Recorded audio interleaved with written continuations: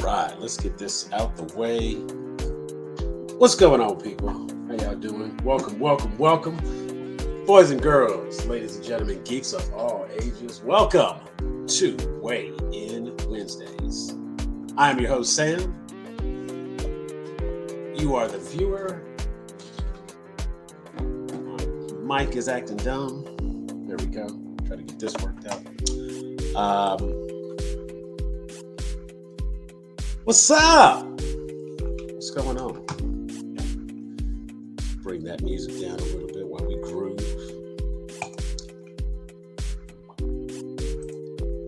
You know, it's funny. I have to figure out a way to keep the overlay up the entire time. It doesn't want to do right. Still haven't figured that out. But yeah, man. We got some stuff to talk about.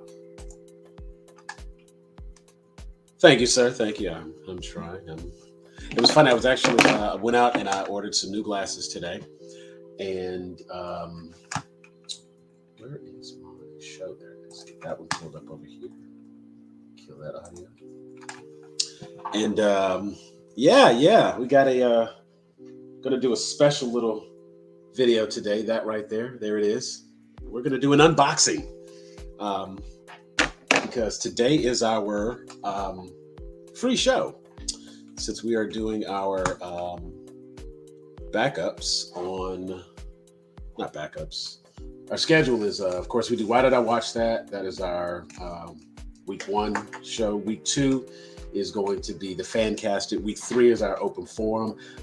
Week 4 is going to be our music highlight. And if we have a week 5, we will probably just do another thing. But hey, the homies is here with me. We're gonna bring them in. What's going on, peoples? It's good. So I got a toy, and Jeff, calm down. Sam, calm down. Settle down. Okay, let me. You know what? Fair enough. Let me rephrase that. Settle down, Jeff. Settle down. I'm excited because I was able to. There's no way to say it. I'm excited. I was able to get something for myself that I wanted. Oh yeah? What you got? There it is. What happened? That what's it called? Cubicon over there. Mm-hmm. We're gonna bring that bad boy up here in just a moment. Cool.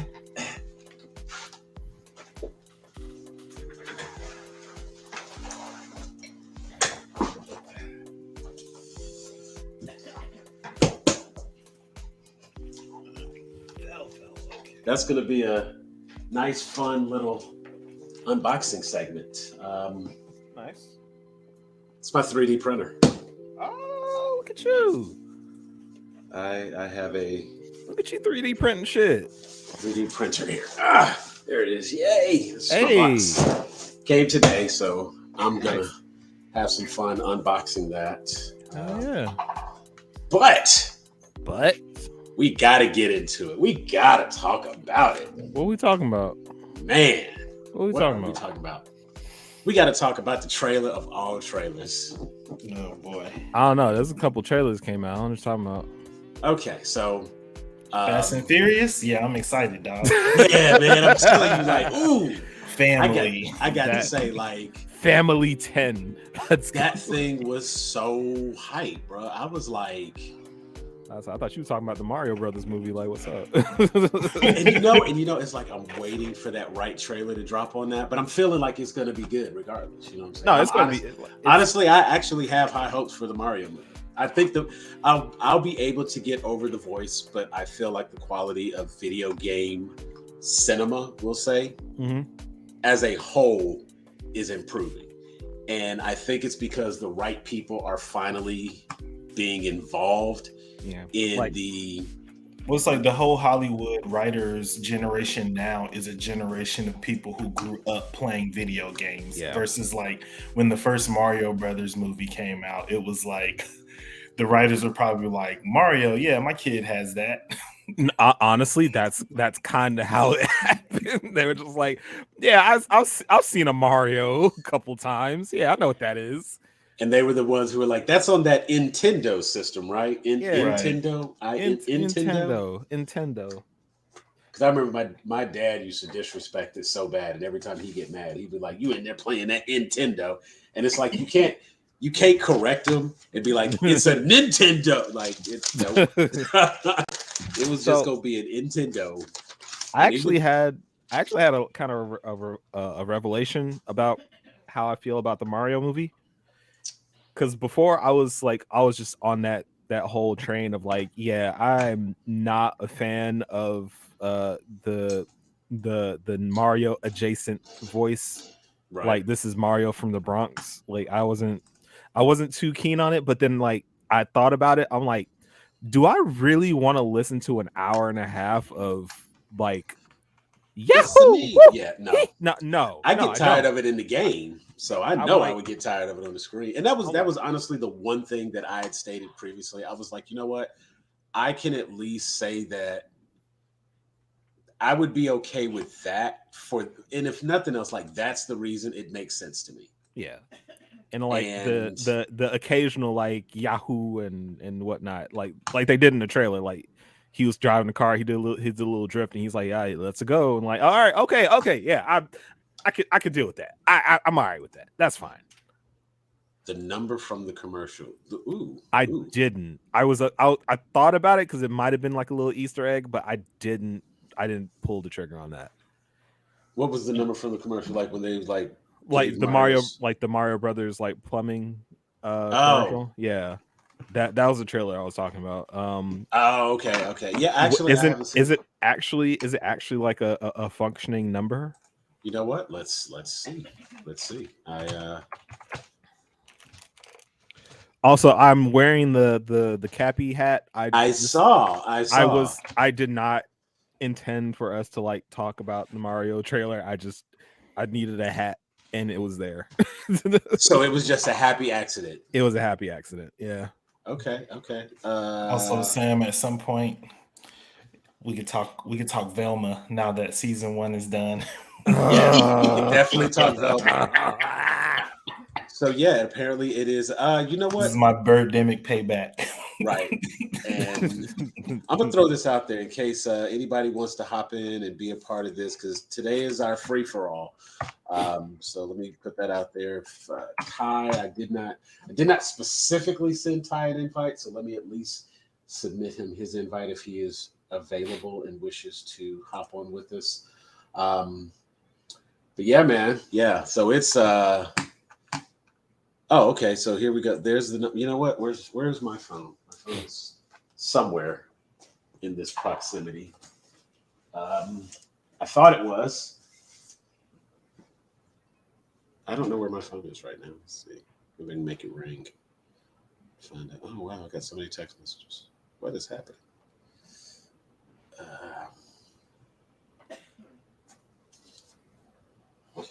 Because now that we have the number on the screen, we have to call. Yeah. I hear it in there. Let me grab it. Hold on.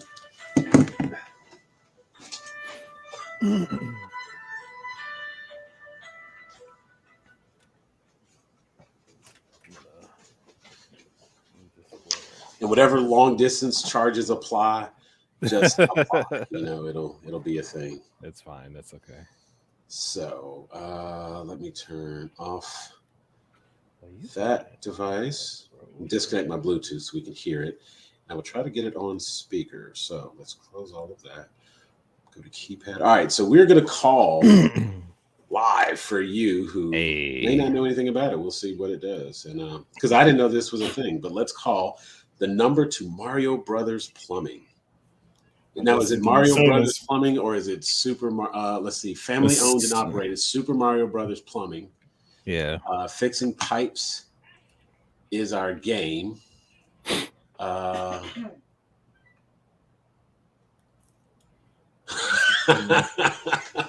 No, don't. That would be cause for you to not be on tonight. It's cool. It was just Nah, come on, rolling off. I mean, it's all good. You know what I'm saying? Like you are the host of Whiskalodian, so you sipping whiskey makes perfect sense.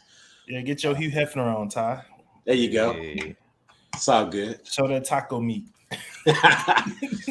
All right, let me. Hey yo. So I can show this. Let me. This is what the website actually looks like. Oh. Yeah. Got a website now? Okay. It's a whole website for Super Mario Brothers Plumbing. Let's get that up. Boom. There it is. Damn. So whoa. That's crazy. So here's the number. That's the number we're about to call. Out. Right up here. Oh, nope, can't see it because of our let me move my logo. They really going all out for this, man. They really want this movie to Yes. There was talk of taco. Yeah. I was like, wait, what? Tacos, what? Exactly. Yes, there was a discussion of tacos. Let me hide that for the moment. There we go. So that's the number we're about to call. Now serving Brooklyn and Queens, US only, 18 plus. Message and data rates may apply. Call or text us 929-55 Mario. So let's see what that number is. 929-55. I had it on the screen a second ago. I don't want to have to spell. That'd be thinking. 2746. Let's see. 62746. All right.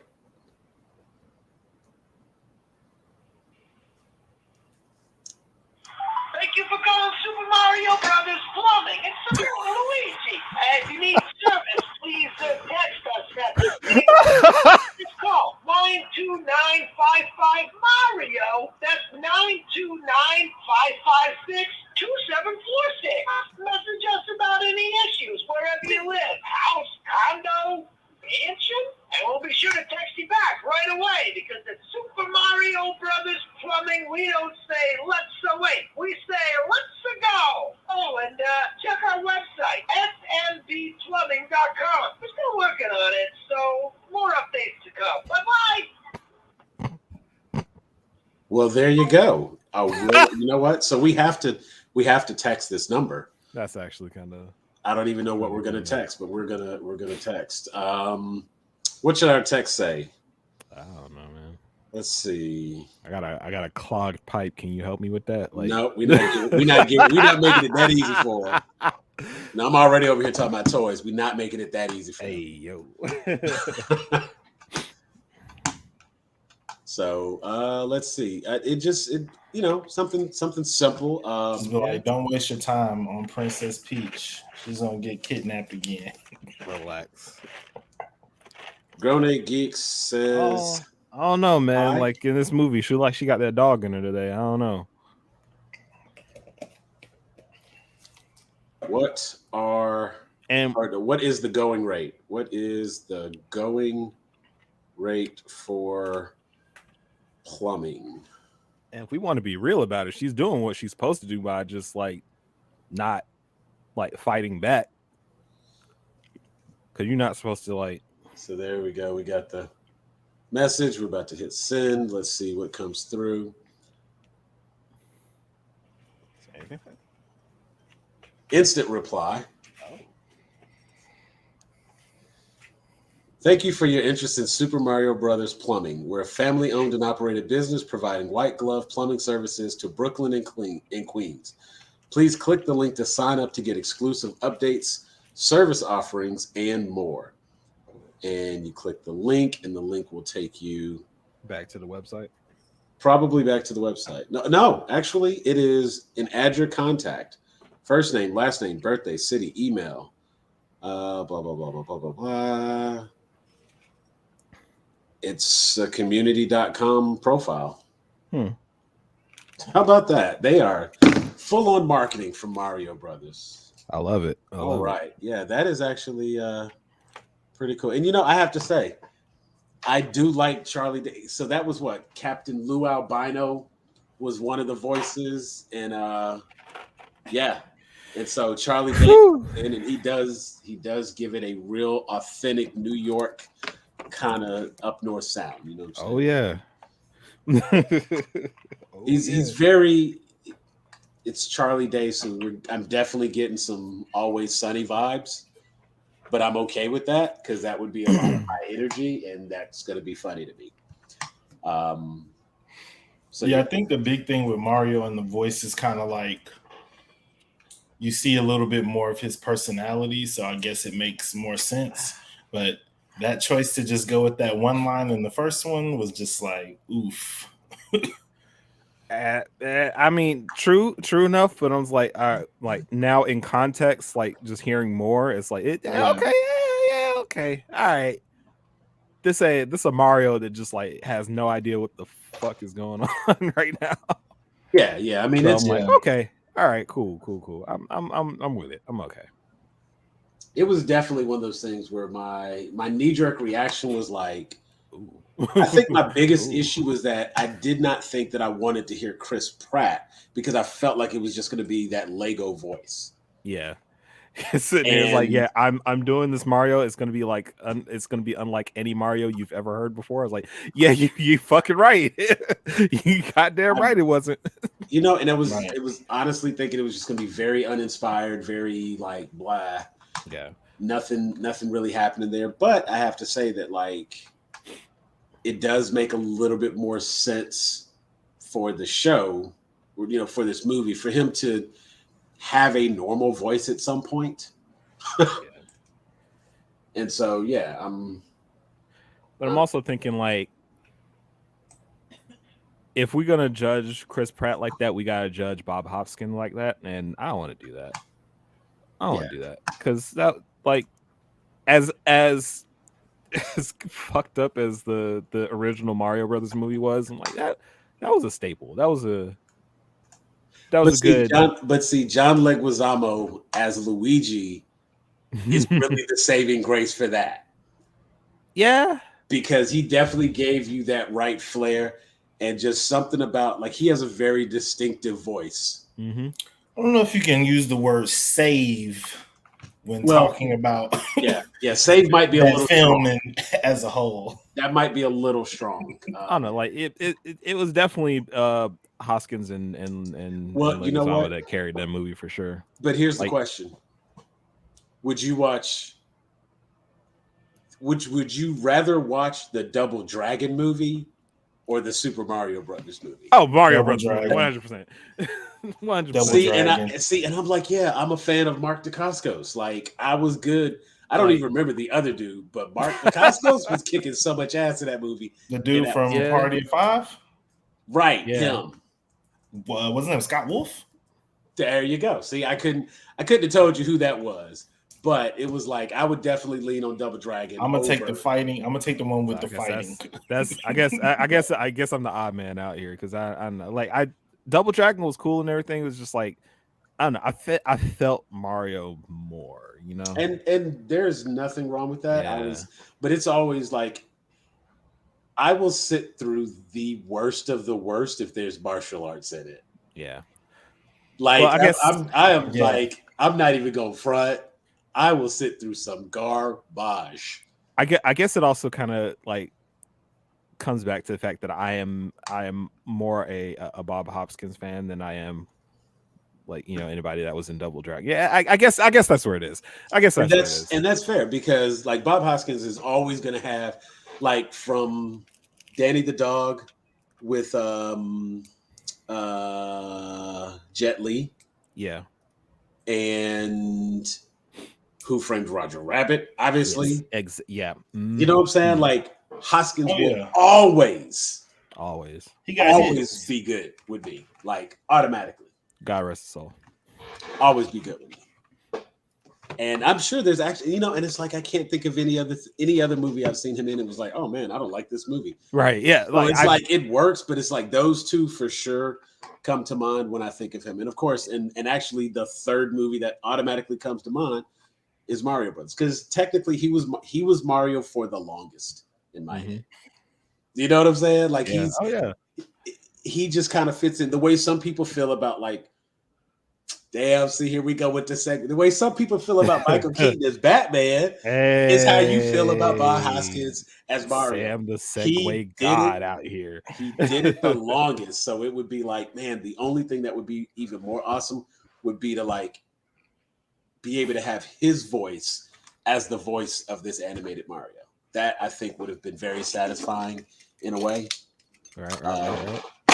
And it's just a testament to like when you have people who have done voice work in the past, you would love to see them live action for that character because you automatically associate that sound with that character. So, like having Kevin Conroy in the Flash crossover, Infinite Crisis, like having him up for that older Batman was like, for some people, that was the epitome of that character right there. Yeah. You know what I'm saying? And so shit. Hold on, wait a minute. Even though he never even threw a punch. And the crazy thing? Using the Kingdom Come, I said Infinite Crisis, but using the Kingdom Come crossover arc that they did, that was the same Batman that's in Kingdom Come. And he doesn't have to throw a punch in that because like it's a little different in the comic, but he's still got the little metal brace suit on and stuff like that. I surprisingly don't have any of my pocket knives nearby, and I was going to start cutting this box up. Maybe I can pick at the tape here. They did such a good job packaging it and getting it shipped. Oh, there we go. Oh. So, but yeah, I would say that. So the Super Mario, that new trailer that they released, I am a little. Damn, your mic is very high quality.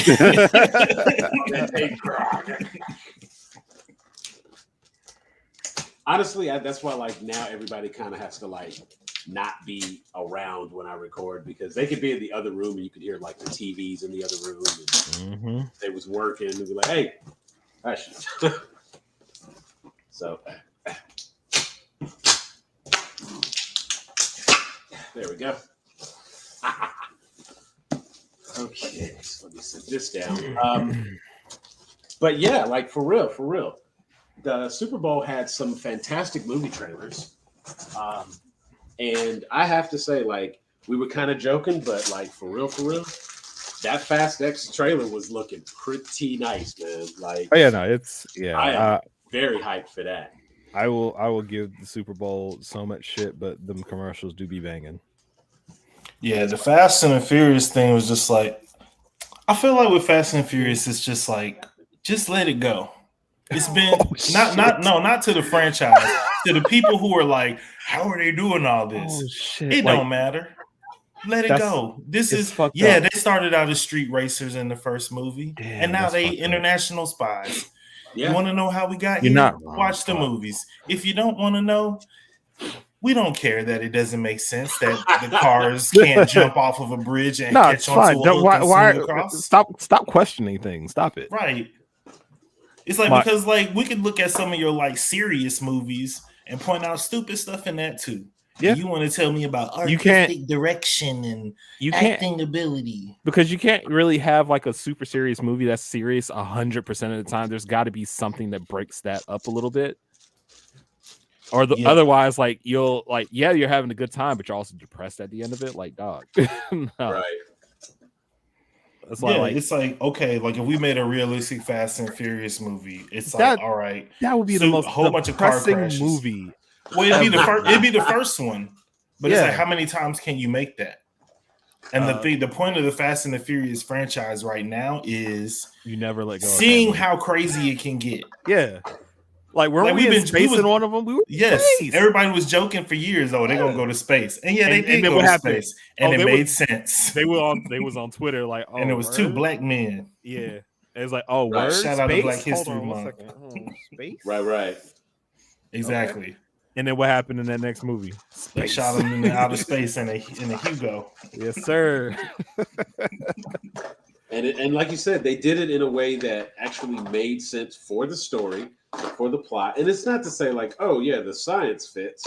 Like, the science does not fit, but who cares? Like, look, it fit enough. They said words that made sense to explain what they did. I was good with it. But who cares? That's that Neil deGrasse Tysification of everything. Like, yeah, like I don't care. Like, because then also sometimes he looks stupid because he's like, oh, a droid could never roll on the sand like that. Well, guess what, Dodo Bird? That was a real droid, and it was rolling on sand. So. But see, at the end of the day, I don't care. Like, do I watch John Wick for like the bullet drop and all this? Exactly. No, I want John Wick mad as fuck because somebody killed his dog, just going out and murdering dudes. Like, I don't care about the science at that point. Yeah, like, some stuff doesn't need the explanation. We just need the action. Like, I watch anime. You think I give a fuck about science? Right. You think I'm not giving a fuck about science when I'm consuming media, okay? Like, I watch Chainsaw Man. There is so much shit that goes wrong. Bruh. You know what killed the like science and realism thing for me? That I think it was like the History Channel or Learning Channel, whatever. They had that special. It was like the science of comics, and it was just proving all the stuff where I was like, yeah, if Batman actually had like a grappling gun that did what it does in the comics, it would rip his arm out of the socket every time at the shoulder. Here's how a real like thing could work. And it was basically the thing from 22 Jump Street when Jonah Hill was trying to pull himself slowly up to the like frat house thing when after like not John Cena, what's his name? Magic Mike. He just like parkours his way up. Yeah. And it's like, yeah, nobody wants to see Batman take 45 minutes to scale a building. I'm here to watch Batman do Batman shit. I'm not here to watch Batman slowly climb up a wall. No. Like, we know it can't happen because if it could, there would have been so many Batmans in real life already. Yeah. Thank you. Like Elon Musk, Richard Branson, some billionaires. Like they trying to go to space for a reason, and it's because they all sat down and was like, "Yeah, I tried to build a Batcave. It didn't really. The Batcave wasn't Batcaving, right?" And because they tried to build a Batcave and they didn't want to have to tell anybody about it, they had to push a lot of people off the side, just like I've been saying for years. Because you're not gonna have old man Alfred and Bruce building a Batcave and not have like a whole slew of contractors that don't know where the Batcave is at. Right. How do you get away with this? Those sitting here have to like go off the side, or just like an ironclad NDA. Right. Ain't no ironclad. There's so much red tape in those NDAs. You don't want Wayne. You don't want Wayne Corp coming after you. But see, even then, like, okay, you can't have if they release and they talk, they say something, it's already out. Now you get one or two people to hear it, that goes viral or whatever the case may be. You know what I'm saying? It's like it'll start being able to put it together. It don't matter what these lawyers do after that. It's because it is. It's like, because if you live in the real world, you like, if you lived in Gotham City, you'd be like, Bruce Wayne is Batman.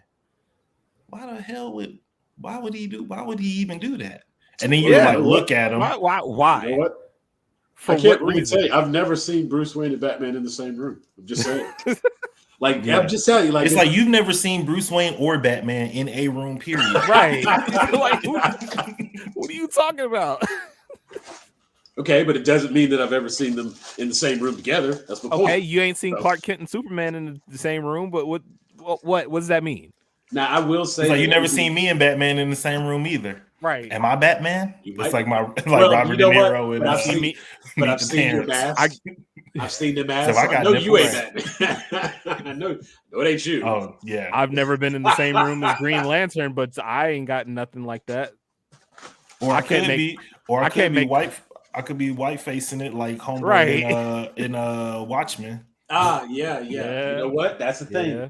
That's the thing. But it's like, yeah, you have to allow the suspension of disbelief in certain scenarios. And I truly believe like Fast and Furious is one of those things. I mean, honestly, anytime you consume fiction, period, just by its nature, it's fiction. Yeah. If you're watching an autobiography, then you could be like, that's not right. That's not how it happened. But like if you consuming like some kind of fantasy bullshit, don't try to question. Like, dog, my favorite anime of all time is Katekyo Hitman Reborn, right? Yeah.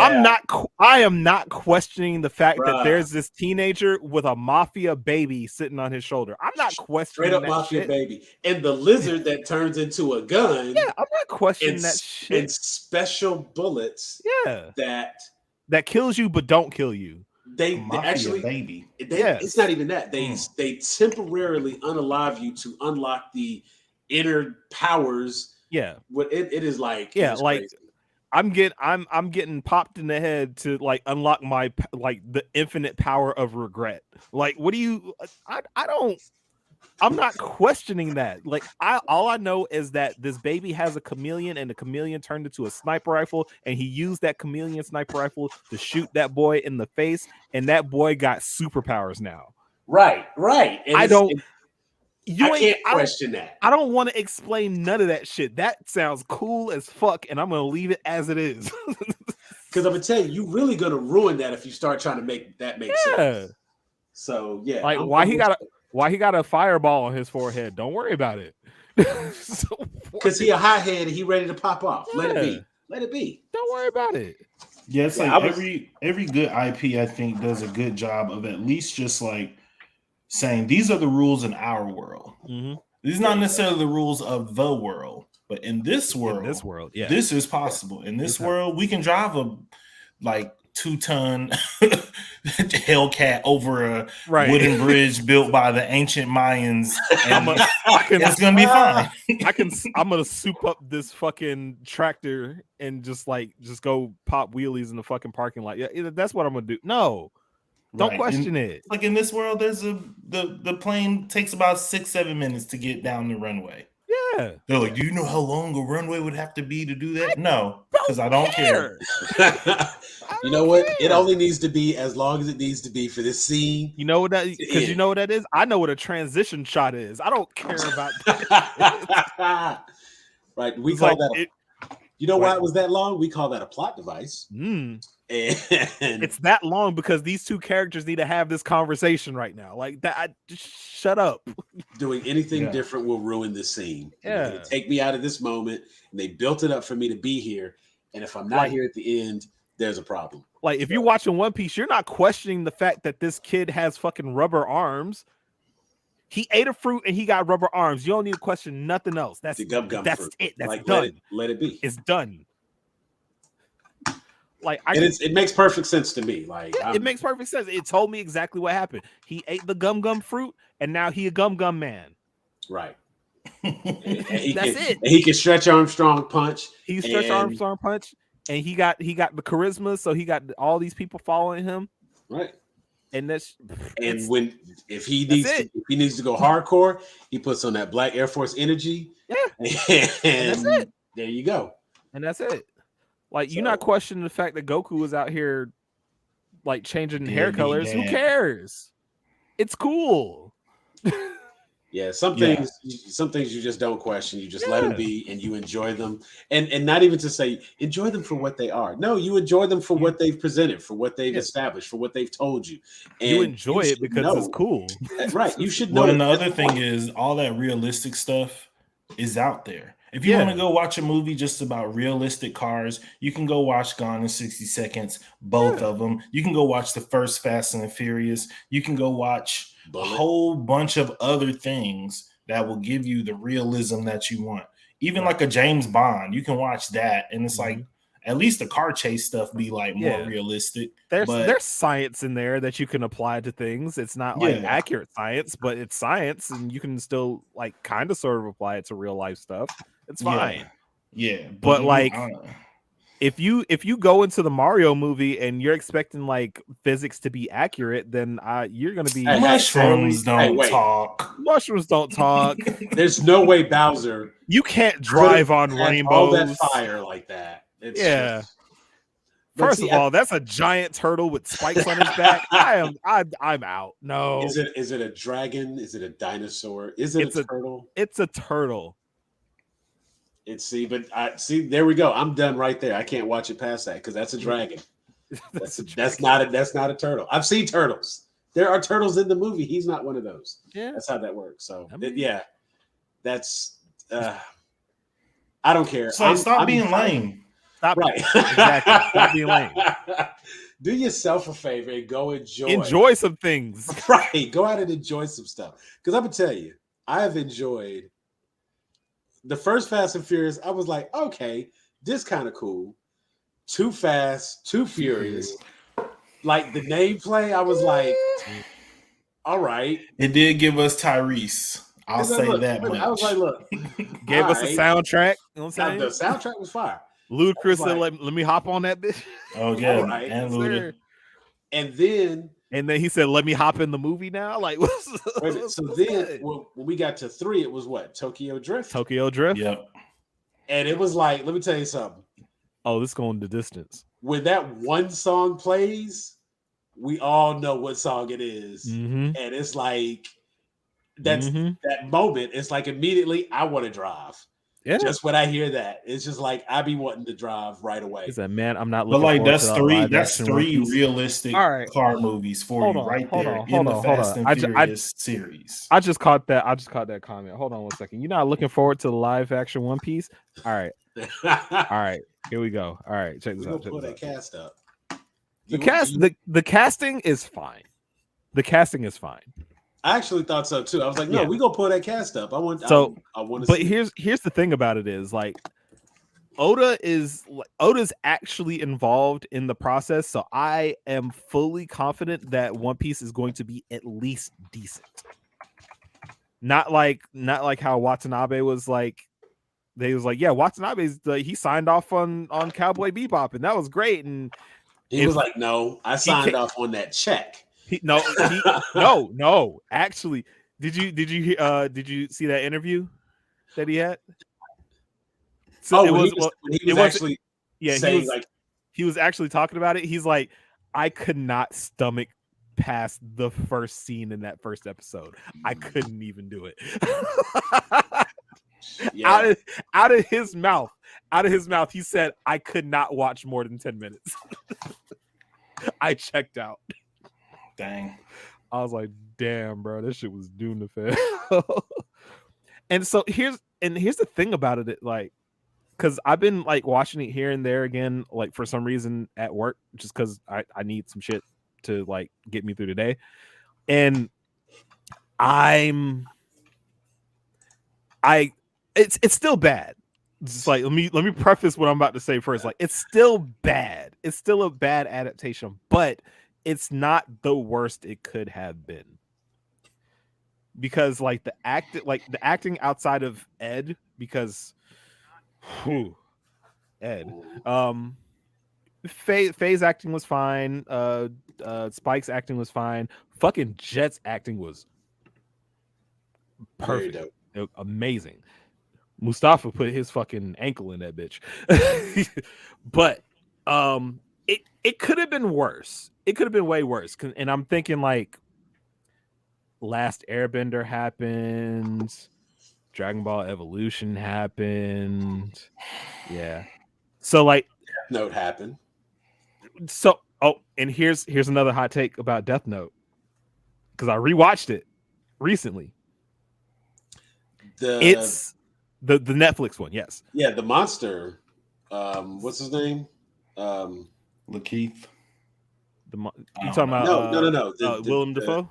Yeah. Ryuk. So yeah, I mean, we're not gonna talk about Willem Dafoe because he carried that movie on his back. He carried that movie on his back. But for what it was, Death Note wasn't the worst.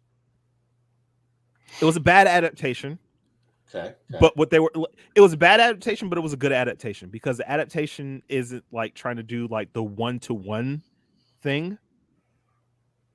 But at the same time, it still it didn't feel like Death Note.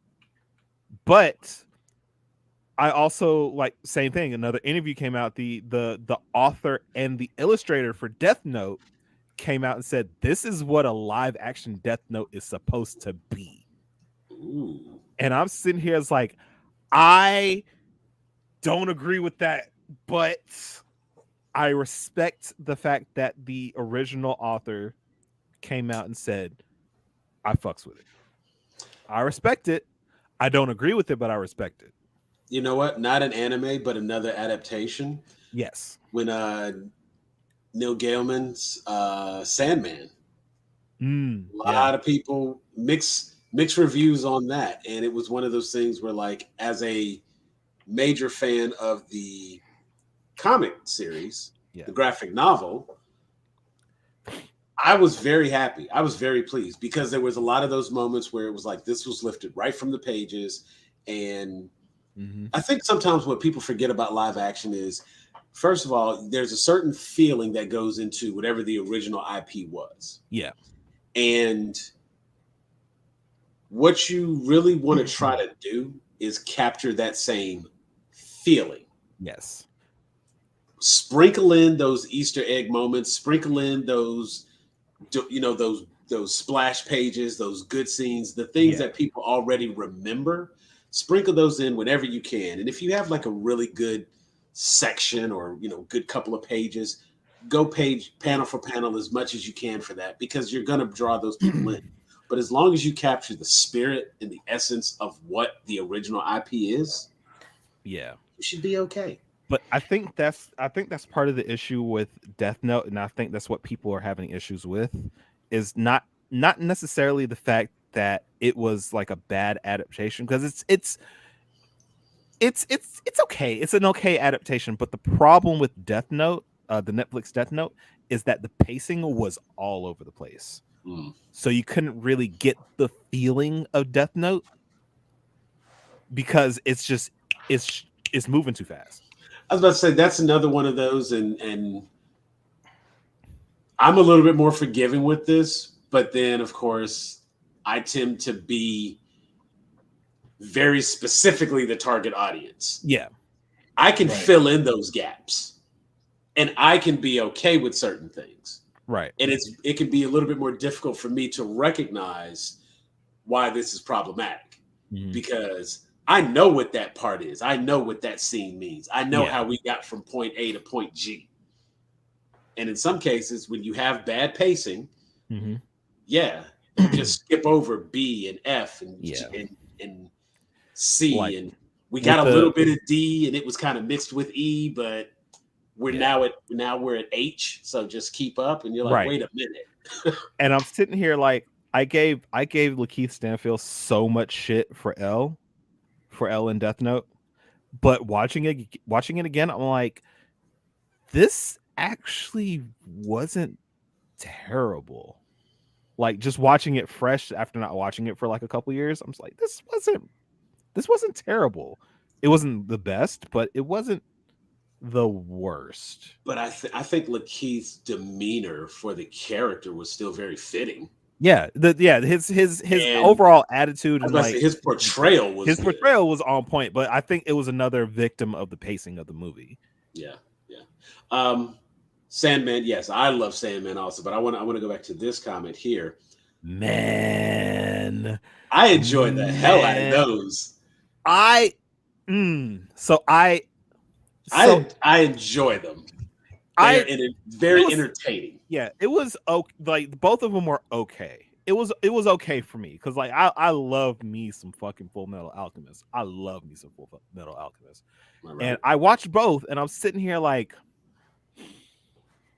it's the same thing. The pacing of it, I think that's what killed it for me, because it was moving too fast. Like if they were to just cover like the whole thing, like from the beginning up until the end of like the whole Show Tucker thing, Yeah, no, I mean they tried to get the whole Yeah, series they try to movie. get everything into like an hour and a half, and I'm like, I get it, I get what you're trying to do, but I don't think that this is the series for it. So actually, I got a good example of something that was done right, like almost it was done almost perfectly as far as like Netflix adaptations go.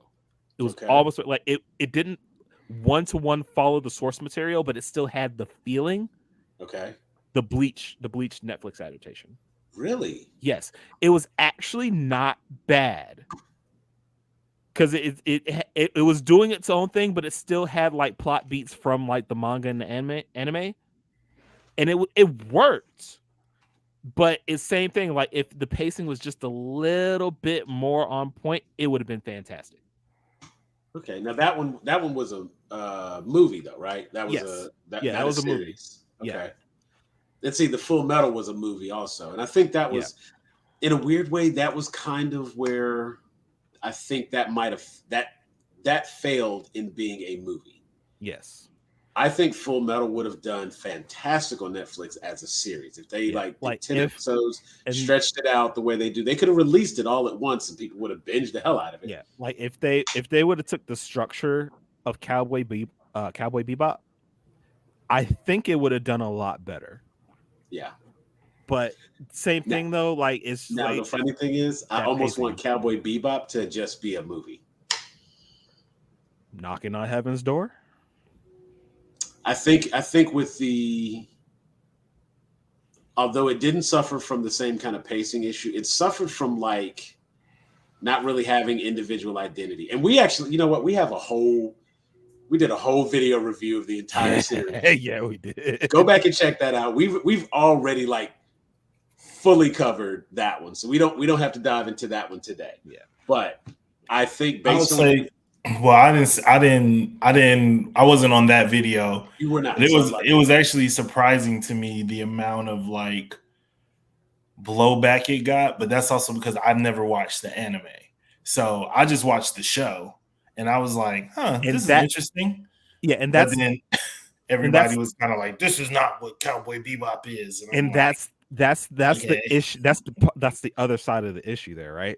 Because people who have somehow gone this long in their life and not seen Cowboy Bebop walked into the Netflix adaptation and was like, oh yeah, this is fine.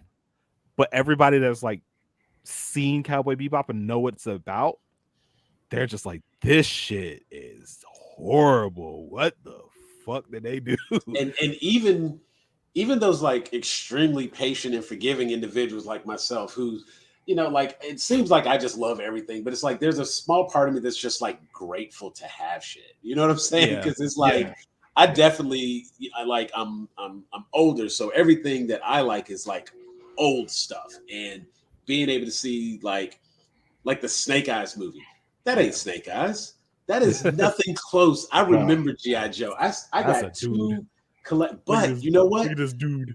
It's an interesting movie. I was like, look, but I got a movie about some ninjas, and Scarlet showed up with her crossbow, and I was like, I recognized some shit on the screen. Okay. Yeah. Not great, but it did suck. But then it's also kind of like with stuff like that, like with Cowboy Bebop, I get it, right? Because that's like a narrative story. G.I. Joe is like, it is like a narrative, but it's like a Monster of the Week type deal. Exactly. It's definitely much more open to interpretation, and you can get away with a lot more there.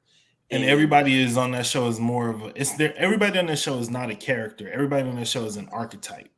And so when you do that, then when you make a movie, you can't make a movie full of archetypes. So then when you start fleshing out characters, you get weird stuff like, they used to work. You get weird stuff like the Snake Eyes movie where it's like, all right, whatever this is, whatever this like magic thing is inside this secret temple is, like, I don't know. Right. You know what? I just had a thought. Masters of the Universe. That was on some. I just had a thought. Do you know what the best anime live action adaptation was? Speed Racer. Yeah. Speed Racer was actually pretty good. Like, no, Speed Racer had the look down pat. Because I'm It thinking was about ahead of its time. Yeah, because I'm thinking about it, and I'm just like, yo, it's literally Scott Pilgrim but Speed Racer. That ooh. Yeah, it's Scott Pilgrim but Speed Racer. Yes. I think it was like before, like it wasn't before the internet, but it was before the everyday person was kind of like on the internet in a global way. Yeah. So they didn't understand like Japanese like advertising and Japanese game shows and all that kind of stuff like popping up.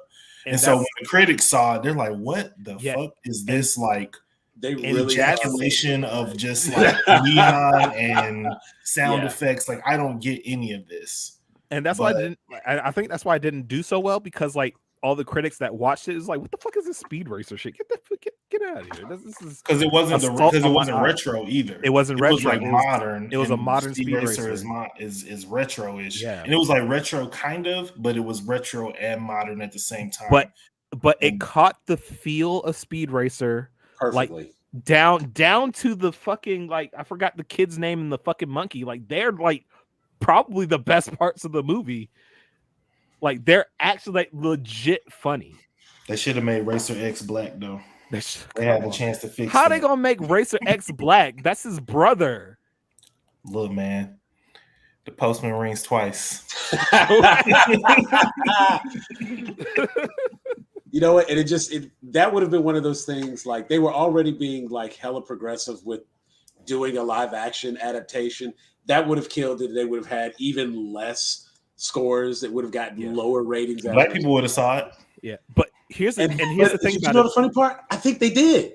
So here's and fun fact about Speed Racer and Cowboy Bebop: the same person who directed the shots for Speed Racer directed the shots for Cowboy Bebop. That's why the shots in Cowboy Bebop were really good. I was about to say it looks fantastic. Yeah, it looks fantastic, and that's part of the reason, because they had really good shot direction. But you know what? I'm like, wow. You know what kind of like stands out to me right now? The Wachowskis. Yes. The Wachowskis directed that. Yes. Huh. So here's my theory. We just need to get the Wachowskis to do like all the anime adaptations, bro. That seems to be the magic formula. That, you know, like, okay, we can. Because if you don't have them, you just get shit like Dragon Ball Evolution. He also David Tattersall also did Death Note. Yeah. So it's all over the place. What? And the Protege, the Foreigner. Man, they had some stuff going on. That's the Jackie Chan movie. Yeah, The Foreigner. Hey, that movie was crazy. That movie was so good. Yeah. My man just came and he was like, I need to speak to the director. Like, if y'all just would put this man on the phone with the director, he was like, oh, okay, I'm going to show you what y'all should have did because I'm a spy. This is what I do. But it's all good. It's all good. Do you? Yeah. I was like, what? Yeah. See, now I'm just thinking about all the live action anime adaptations. Like, but see, that's we actually have some other live action adaptations coming up that are because there's Speed Racer. What else was a good one? Alita Battle Angel. That was a good one. That was really. That was actually a good one. That was really. You know what? That was so good that I was able to get the wife to go back and watch the original like animated movie on that. Like we found that, and it was like on YouTube and not hard to find either. So that was pretty cool. But we watched that, and I think it's like hella sad when you watch the anime. Yeah, I think it's like so like oof. Because I'm thinking about a whole bunch of like the JoJo's Bizarre Adventure one was really good too. Yeah. Now that one, you know what we did not see, and my wife wanted to see this one, so shame on me. She wanted to see the live action Attack on Titan. I watched that on the plane. It was all right. It was different. It was very different. It felt like Zack Snyder did it. Mm. Oh yeah. I don't want to talk about it too much, but like the Rurouni Kenshin live actions were really good. Yeah. I just hate the fact that the author is a piece of shit. Yeah. But what they did on the Netflix series is wow. That was good. That was good. Yeah. And you know, that was another one of those things, like I watched that and it wasn't until like some point later that I found out about all that. In fact, I think you were telling me about all this. I was like, oh wait, because I actually own the box set. Ooh, did I just get rid of that? Like, yeah. Yeah. Well, you know what? We're not going to put that on the top shelf anymore. We're going to move that down here so people don't see it. You know, I owned it before I knew any of this, so it's different, but it's still. Damn, I'm thinking about it now. It's like, damn, they like anime adaptations really just be ping ponging, bro. Like, because you get a fucking Speed Racer, but then you get a Ghost in the Shell. Yeah, you get a fucking Alita Battle Angel. You get a fucking Fist in the North Star. Like, God, like. You get a Bleach, you get a fucking Dragon Ball. Like, come on, man. The biggest it makes sense though, because it's kind of like, you know, Hollywood is like copycat. So it's like one person makes a good one, and somebody else use. Yeah, and then they make a bad one, and then everybody's like, "Oh, that's right, that's right, that's right." Yeah, the Ace Attorney ones was really good. The Ace Attorney live action one was really good. Holy shit. See, I didn't even know that one was a thing. I didn't know either until like somebody was just like, "Yo, did you watch this?" I'm like, "No, I didn't watch this." And I watched it. I'm like, "Bro, what the?" Yo, I would absolutely watch Phoenix Wright. Dude, you should watch it. It's so good. Where is that one? Is that Netflix? Is that? Hold on. Let me look it up. Let me pull that up because I gotta like. See, I would watch Phoenix Wright. It's on Amazon Prime. Yeah, it's Amazon Prime. You got to pay like $2 for it though. That's fine. I waste $2 on stuff all the time. But yeah, no, bro, you can watch it. He's undercover. I see. Yeah. Hit him with that objection real quick. Objection. Right, yo, I got a question for y'all and the anime people. What's up? What is the anime that you guys want to see done the right way? It can be something they've already done, or it can be something they haven't done yet. And then would you make it a show or a TV, or would you make it a TV show or a movie? Like when you say done right, what do you mean? Like if they, like for instance, like, I mean, I know Last Airbender is not technically anime, but like it's anime. If I was like, I'm gonna remake it, I'm gonna make it the right way. Yeah. And you know, we don't call people by their names like Aang and Sokka and Katara. Okay. I see what you're saying. I see what you're saying now. I see what you're saying. It's, you know, it's funny because like on the one hand, you've got that's a tough one because I'm almost. Oh no, that's like, easy for me. Oh, that's easy. That's super easy. Because I got two ways that I'm thinking about it, right? Okay, so give me the two ways first, and let me see if that helps. The first way is to fix to right the wrong, right? Okay. To right the wrong, and it's immediately go back to Last Airbender and fix that shit. Yeah. I mean, immediately, immediately. Like right? I almost don't count that one, but okay, I get you. Like just okay. So three ways. So like, first way, fix that shit immediately. Last Airbender. First of all, we're calling it Avatar. Fuck James Cameron. Yeah. Yeah. Second one is just like my nostalgia break. Oh, somebody actually just put it in fucking. Well, no, because that's already about to happen. That's gonna happen. They fixing that one. No, they're not fixing that one. They're making a live action. They're making a live action Yu Yu Hakusho. So like, yeah, I have faith. I'm cautiously optimistic. I hope that they don't ruin this because the Yu Yu Hakusho fans will riot. They will riot. But the second one for my nostalgia brain, same thing. Got to fix Dragon Ball. Fix Dragon Ball. Got to fix it. I mean, can't leave that one hanging. Sorry, show or movie for Dragon Ball? Movie. Well, no, like take the movie, put it, and make it a show. You can't do everything that you need to do in Dragon Ball in like an hour and a half. Can't do it. Got it. There's a like, lot of even if you do a 3 hour, you could do like you could do 1-2 seasons. If you, especially like if you do the standard that they're doing right now, where you do like 8 to 10 1-hour episodes, you get away with 2-3 seasons, and then you can punch out a movie. Yeah. So like, don't try to like what you can do is like I say, like hour long episodes, 2-3 seasons, get through like the beginning of Dragon Ball, get through maybe the arc, Namek all that arc. shit. Yeah. But like for like my pie in the sky, like my fucking like I need this shit. Goddamn Psychopaths. I need that shit. Yes, I need a fucking live action Psychopaths. I'm good with that. And I need that shit. Now, what's funny about that is that's why I was like, it's kind of hard, because on the one hand, I feel like while you have certain anime that obviously there's always going to be the opportunity to take something that's good and make it live action, which makes it better. You know what I'm saying? Yeah. Just because that's a thing. Disney does it. Everybody's guilty of it. It ain't just got to be anime. It's if it's a cartoon, we're going to make it live. If it's a, like I'm just waiting on damn Toy Story Live. You know what I'm saying? Like we're not far from it.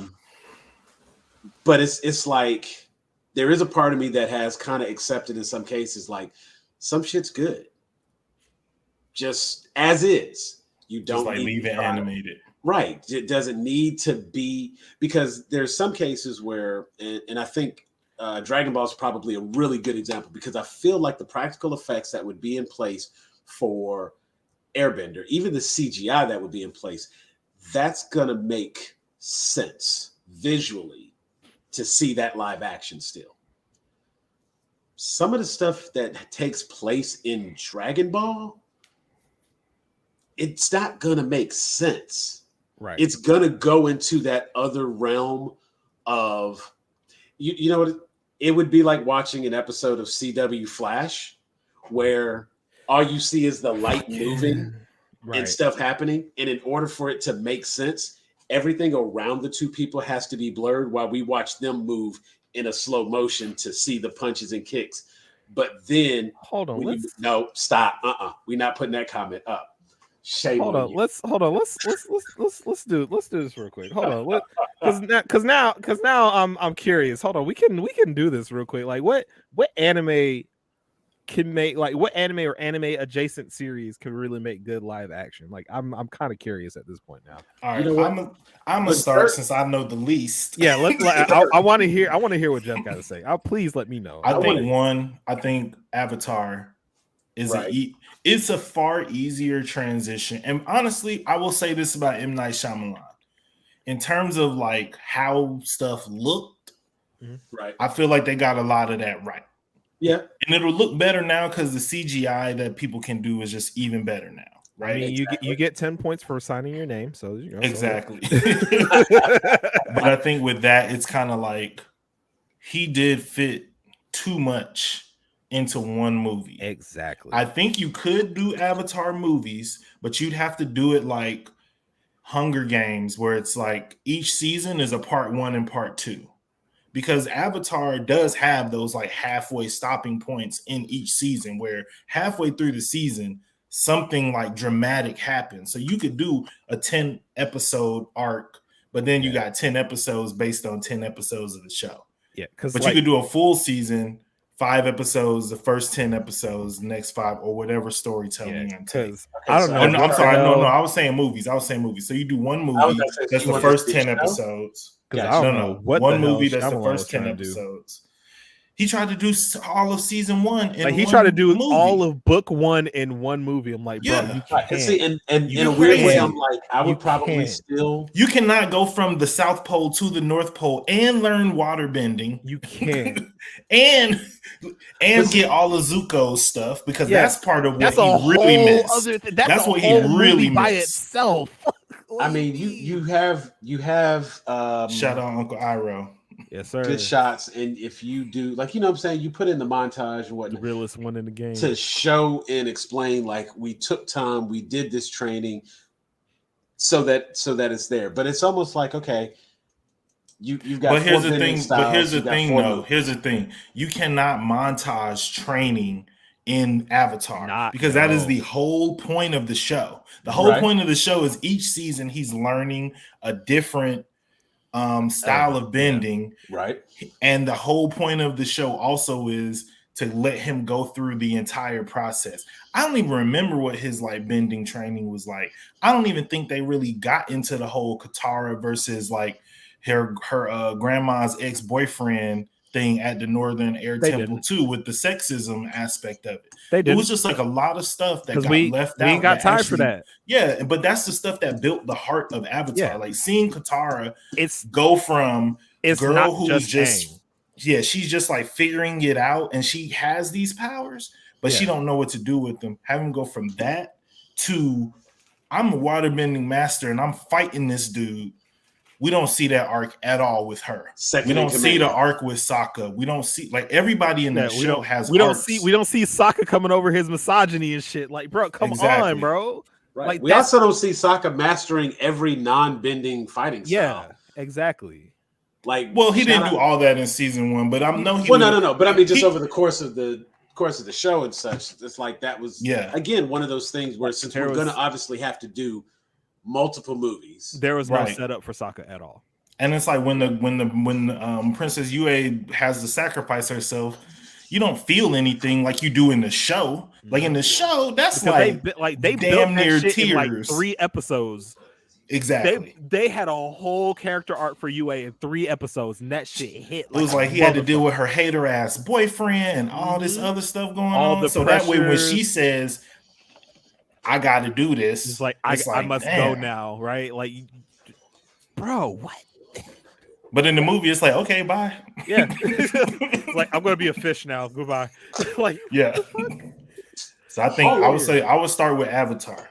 Okay. I think personally, Dragon Ball could be a great adaptation, but they would have to lean into it the way that Speed Racer leaned into it. Mm-hmm.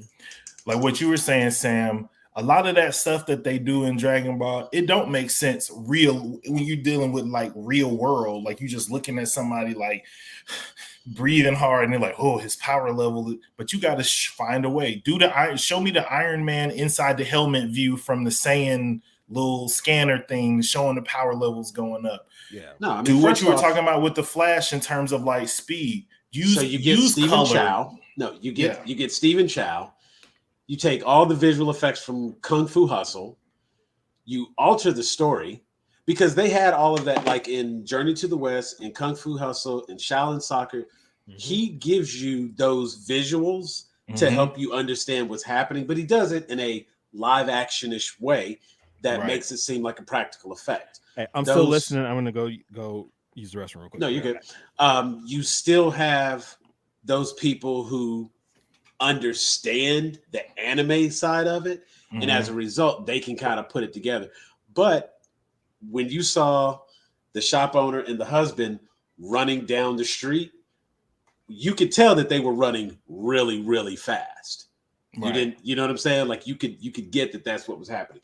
When the 3 heroes in the village decided they were going to fight back against the Axe Gang, and they suddenly, like, you know, my man did the little thing up, and then all the rings, and they were, you know, so it's like it's there and it can be done, but as you said, you end up having to kind of lean into the humor side of it, as opposed to the idea in Dragon Ball Z is that I don't think you have to lean into the humor of it though for Dragon Ball. I personally feel like what I have seen of Dragon Ball, like, and this is somebody who I pretty much have only watched the beginning parts of Dragon Ball Z.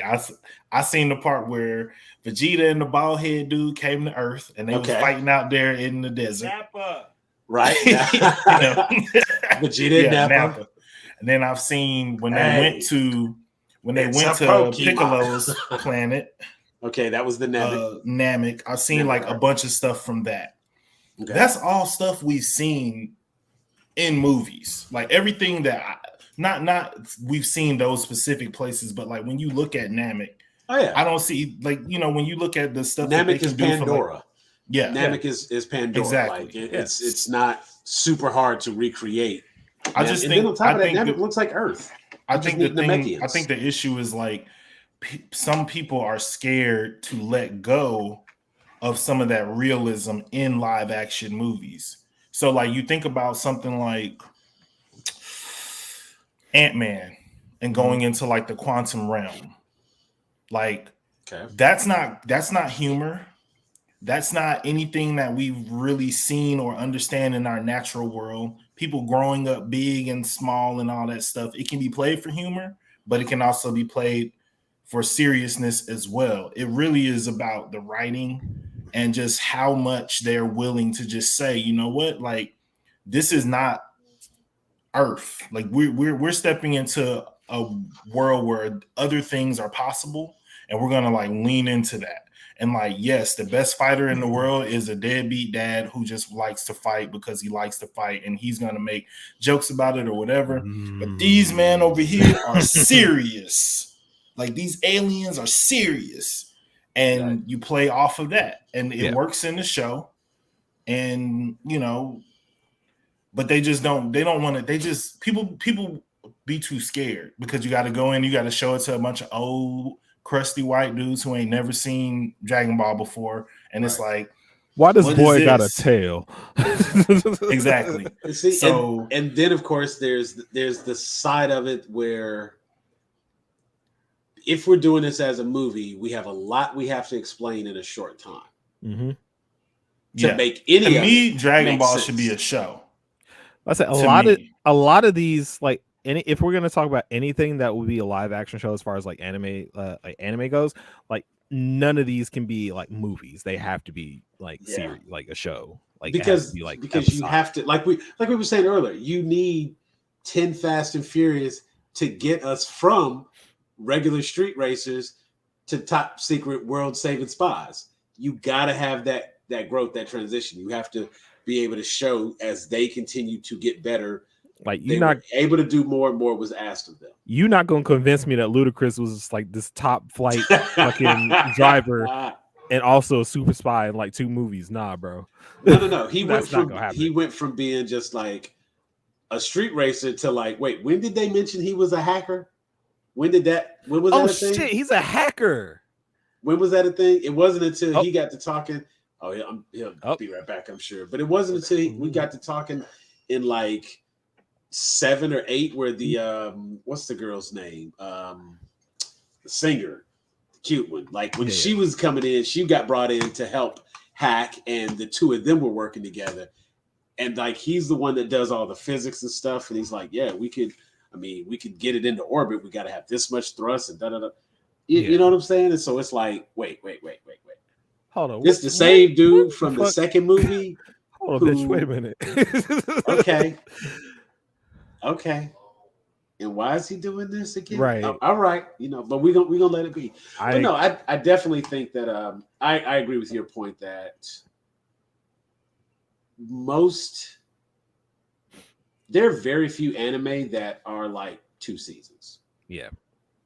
And because of that, there's usually a very long story being told. Mm-hmm. Not so much that like one story dragging out over the whole series, but I mean, like they have arcs, you know what I'm saying? Even if we take something new that would be really big, like Demon Slayer, you know what I'm saying? Like, oh my God, we got to get Demon Slayer.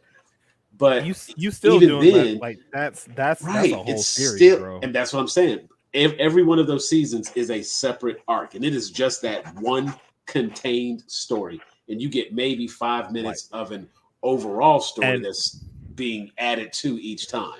And honestly, you probably could do Demon Slayer as a series of movies because there's a lot that you could cut out of out of every single arc in Demon Slayer, and it will still make sense if you put it in a movie.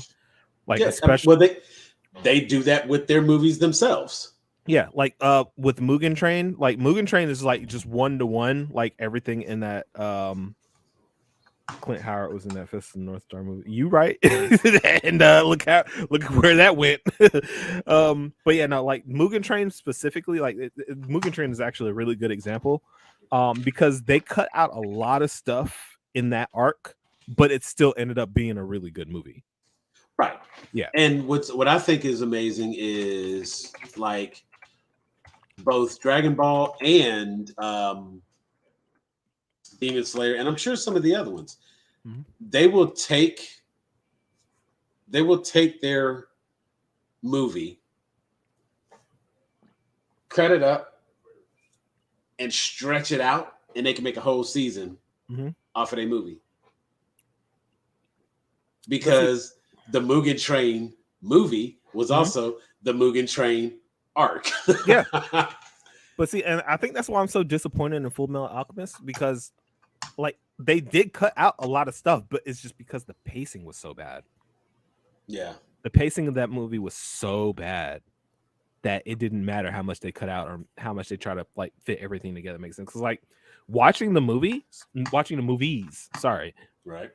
Like they make sense as far as like just watching them just like from front to back. They make sense. But it's the fact that they're trying to jam so much of it in such a small time frame. Like you can cut down some of that stuff and just kind of put them in like a specific order and it'll work just fine. Because like they had the actors, like the effects were still decent, like everything was fine. It's just you gotta nail that pacing. You have to nail that pacing.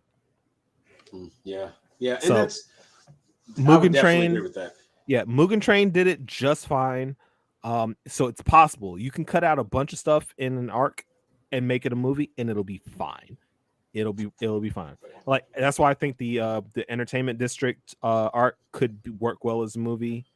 Like there's a lot of arcs in Dragon Ball that they can cut down and just actually just make a movie, and it would work just fine. Actually, I would like if they would just take the Entertainment District arc in Demon Slayer and just make that a movie. That movie would make so much money. Yeah, especially the last like 10 minutes of that movie would be so good. It would be so good. I honestly think like you could even go as far as I think the story in Demon Slayer is simple enough to understand, yes, keep up with, and follow, that and you could almost start and finish a Demon Slayer movie just using the Entertainment District arc. Yes. And that's the beauty of Demon Slayer, because like the base of the story itself is so basic. It's the most basic shonen anime bullshit that you could ever dream up. Like I'm being so serious. Like Demon Slayer is so fucking basic, but at the same time, it's still entertaining enough that like you can hop in at any point and pick it up just like that. I was about to say it's samurais versus vampires. Yeah, pretty much. And you got fire samurai, you got strong samurai, and you got lightning samurai. Yeah, you got snake samurai, you got love samurai, you got fire samurai, you got water samurai, and the thing is, it's like samurai with a gun. Like you got all kinds of samurai. Like it's you know what I'm saying. And then it's like, look, and you could just like completely ignore, like don't even talk about the breathing methods. Yeah, you don't even have to say the breathing methods. Just show that is their like great version, or not even great version. Like that's their I was gonna say ninja way. That wouldn't quite that wouldn't quite be the one I'm looking for. But like that's their samurai power. That's their samurai special skill, so to speak. Yeah. That would be. I think it would be. That would be kind of dope, and I would be good for that. But it's like I think about other things like Jujutsu Kaisen and Jujutsu Kaisen would be a really good movie, but I don't think we're at the point as far as like special effects go. Right, and again that's. But see, like give it a couple years.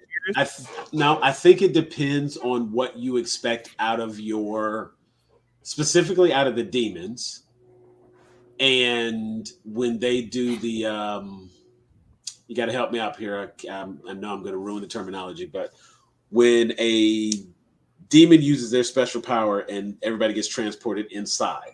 No, that's everybody that can do. Everybody that's a sorcerer can do that. That's a domain expansion. Okay, domain expansion. Yeah. When you have a domain expansion, that would be one of those times where it would be a little interesting. And remember, like we were talking just the other day on when we were doing fan casted, I was thinking about stuff like movies like The Cell. Mm-hmm. You could do a Jujutsu Kaisen now because some of the wild creatures that existed from The Cell you could make it fit, and it could still be, it would have that weirdness that's there. It would just be a matter of being able to showcase the powers that they have, being able to show their powers. That's probably where you're going to see, because like having the glowing nails, yeah, you can have a practical hammer, but then you got to CG the nails. Well, my thinking with that is just and you know, spoilers for Jujutsu Kaisen if you haven't started watching that yet.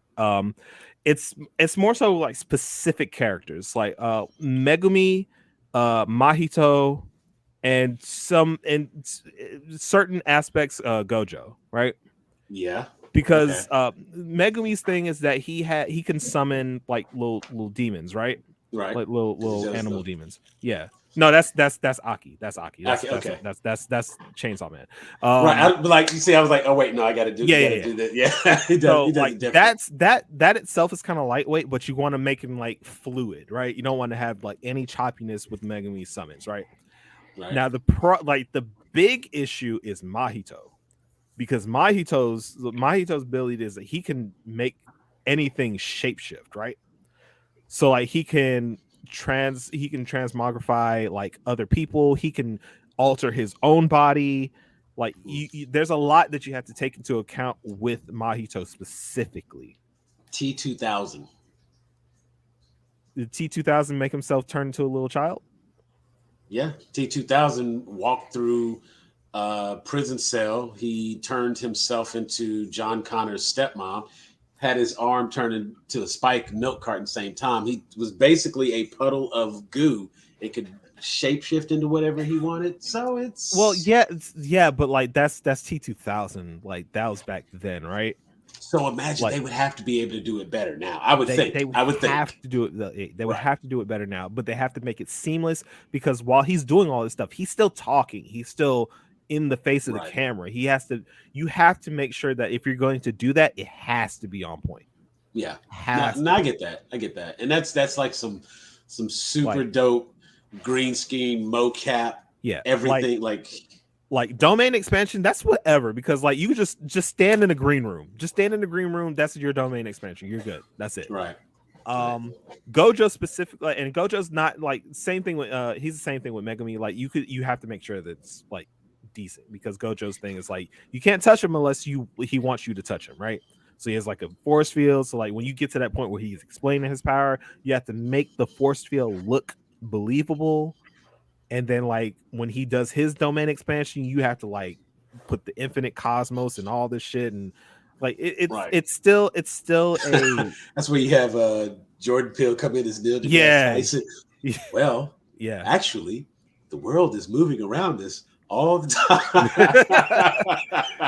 But it's more so just like you like all the sorcerers in Jujutsu Kaisen, you kind of have to make sure that their powers work on screen in a live action. Right. Like Megumi's is fine because like that's just CG animals. Gojo's is fine because it's like just particle effects, right? You have things like Toto, like his Boogie Woogie, right? Yeah, Boogie Woogie. You can't have Boogie Woogie looking all kind of crazy. You gotta do some like X-Men Nightcrawler shit, right? So it's just one of those things where you just have to really take into account what you're doing with your characters and their abilities. Yeah, but I mean, and we may be a little early for that one. And even if we could make it, even if they could get all the characters, I don't know that one is able to be wrapped up in a nice little bow. Right. Well, you like the same thing. It's the same thing. Like with all these anime all the anime, like they're like the movies are going to be separated into arcs. They have to be. Right. So like you can do like the first couple arcs in Jujutsu Kaisen. Those can be separate movies. Just pick out another one. Chainsaw Man. Fucking yeah, Chainsaw Man is an easy one to do. As far as like breaking it up, like you can break up Chainsaw Man parts easily because the arcs are so short. Like you can actually fit like 2 arcs in Chainsaw Man into one movie. All right, this is my last anime question. Yeah. What's it gonna take to get a Sailor Moon movie? Like, I don't want them to just do it because I don't want them to mess it up. Like, does that exist? You mean like a live action movie? Yeah. Or am I tripping? Honestly, Sailor Moon wouldn't be too hard. Sailor Moon already has lots of live action. A live action movie? Oh, apparently Sailor Moon has a live action movie. It's literally Sailor Moon live action. It's Japanese. It was done in like the 90s. Okay. It was done in the 90s apparently. So like for it's not great. It's not great. Yeah, apparently it's not great. Cool. But so like we need to fix it. yeah, but for something like Sailor Moon, it could be done pretty easily because Power Rangers. Yeah. Yeah, you could just scale That's up the Power another Rangers. one, man. Like, why we can't get that right? What, Power Rangers? Yeah. No, Power Rangers is fine. What are you talking about? The movie. I mean, movies. Power I thought the Rangers last is movie fine. was good, but then they ain't come with no sequel to it. You don't need to. You got the one movie and that gets you. That's not how Hollywood work. But That's the how thing, Hollywood works for Power Rangers. So it's like the Power Rangers movies Yeah. were good movies. Yeah. Because they were Power Rangers movies. Yeah. Then when we got the realistic Power Rangers movie, which is the last one, Elizabeth Banks and whatnot, you know what I'm saying? Like that one. Right. It was okay. That one was like, I liked the I liked casting, it, but I just didn't like the costumes are bad. Yeah. because like- again, rather than just They all look like Lord Zed. Well, as I say, rather than keep it real, rather than keep it real and let them look like Power Rangers, they had to try to improve the costumes and make it more modern and hip and whatever. But see, here's the thing about Power Rangers. Power Ranger is That's right. It sells off of the fact that Power Rangers is campy as fuck. Yeah. It's super campy. That's why the first two Power Rangers movies sold well, because it's just more of the campy shit that we saw on TV. Yeah. That's why the most that is Power the Rangers... only. Let me I'm excited for the reunion. Oh yeah. That is the only TV show where when she throws down, when Rita Rapunzel would throw down her staff and say, "Make my monsters grow," and the Power Rangers would form the Megazord. Yeah. And the Megazord would come out, and it was like, it was just a dude in bro, cardboard. is that a dude in a Halloween costume this is a fighting dude in another cardboard, dude in a costume? Yeah. What? But we ate But that they shit was up, getting though. it in, and we was like, getting get that him. shit. Because let me tell you something. If they did that with Voltron back in the day, I would have been so stoked. Oh yeah. Like, bruh, the only thing because even when they tried to come back out with Voltron and he did this little bit right here and he made the sword, I was like, yeah. That's all you need. And that's why that was Power enough. Rangers going as strong as they have been. Like nobody is coming to Power Rangers for realism. All right. Nobody's coming to Power Rangers for realism. They coming to Power Rangers for family. And they come to Power Rangers Turbo. We want to see a dude get swiped very lightly but explode in sparks. And you know what? Every time I get hit, I have to do a triple back tuck and land and then like breathe. Like what was so awesome about Power Rangers is like the people who do the acting outside of the costume are like ridiculously campy and it's like so cheesy and corny and I love it for that. Live that shit. But the people who were in the costumes, there was some really, really talented actors because you knew exactly what they were doing just based off their body movement. If they were tired, you could tell they were tired by the way they moved. Right? You know what I'm saying? Like, dude, and they sold that shit. Right. And if they was excited, they was yeah. Yeah. Like top three top three things it in was Power Rangers. So like that is the mime is like what is mime above clown work or below clown work? Because I'm telling you, like they had this mime thing down, and the thing was like you could never see their mouth move, but the way their head was bobbing, But if you they already was knew. mad, you Yeah. knew they was talking to Like you. the same, like And they, like it was, yo, like what, like one of the most iconic like moments in Power Rangers, like when like Green Ranger was first on the scene, right? Like, well, one of the He like, went up in the Megazord. yeah, he went up in the mega. You know how hard you gotta punch somebody to eject 5 people out of a Megazord, and then like he came down, squared up with all 5 of them, and like Jason was out here, was like, "Oh, you think it's so tough? Why don't you take me on?" He's like, gladly threw his sword at Jason and started scrapping with the rest of them. Like, yeah, bro, what? And we love it. We ate that shit. You know what? And like honestly, Ate just the little bit of like the sparks and everything that was flying off of the bodies, all of the explosions in the background, it had you hyped, man. Everything about Power Rangers was like surprisingly enjoyable. Mark, and what you mean? What you mean it's worse now? What you mean? And the other ones didn't quite fit the same. I didn't get that out of Beetleborgs. You know what I'm saying? Gotta. You know what I'm saying? You like VR Troopers ain't touch a Power Rangers, bro. Right? Like you know what I'm saying? It's like they didn't have that here. same feeling, that same energy. It wasn't like Digimon and Pokemon different. It was like, what is that? That ain't Power Rangers, right? Well, it's because like Power Rangers, it's like Power Rangers actually they would go to school and go to different places. Like VR Troopers is like everything is just in this same basement and inside the video game. The actors. Beetleborgs is just weird. The Jay Leno ghosts coming out of the organ. Yeah. Everything. I mean, like, truth be told, it was one of those things. It was like, why is y'all all hanging out with this ghost in a basement anyway? Right. That is like. That's when it was way more campy than it used to be. You're right. That's the heart. That's the selling point. I was about to say that's the heart of that show, because every version of a Power Ranger, where there was a Power Ranger Dino, Power Ranger Ninja, Power Ranger Storm, Power Ranger Turbo, they was consistently campy across all of it. Yeah, it's never gonna stop being campy. Like there is a series in Japan right now with like 3 of the 3 of the women Power Rangers that just kind of grew up. They're still Power Rangers, but they're like moms now. But they still got to balance like fucking mom shit and Power Ranger shit. I saw a couple episodes of shit. That shit is fucking great. It's awesome. I can't believe they actually did it. It's great. Yeah, Power Rangers is one of them shows where it's like Power Rangers is not gonna grow up with you. Yeah. So when you watch Power Rangers, you just got to take yourself back to whatever grades you was in when all that stuff came out. And I mean, if you want grown up Power Rangers, you need to read the comics. You got to read the comics because that shit goes nuts. Like anything that has Lord Drakon just fucking tacked onto that shit, you know it's about to be fire because that motherfucker gave no fucks about anything. That's Boom Comics. Yeah. Kamen Rider, he's saying. Kamen Rider's fucking nuts, dude. This shit's crazy. Like Kamen Rider's gotten so fucking like crazy as far as like the henshin bullshit.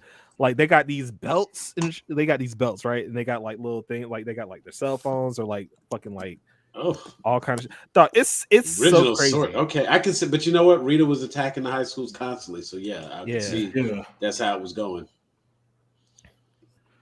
Oh man, that Lord Zed saga. That was a great summer. It was like that and the Phoenix saga on X-Men. Yeah. Going to summer camp the next day, just like going crazy. every week you go back to school and talk about something, bro. Like, oh my god. Did you see the Green Ranger beat the Green Ranger saga had the lunchroom going the Green crazy. Ranger saga had me stressed, bro. Like I was stressed out for a month straight. I was like, what he finna do to them now, bro? Like, what do you mean? He already done punched Trini, like punched him out of the Zord, like he soloed the whole team, bro. Like, what else can he do, bro? I'm tired. Man, he just walking around the school all green. Yeah. So y'all know who that is? You got on all red, you the Red Ranger.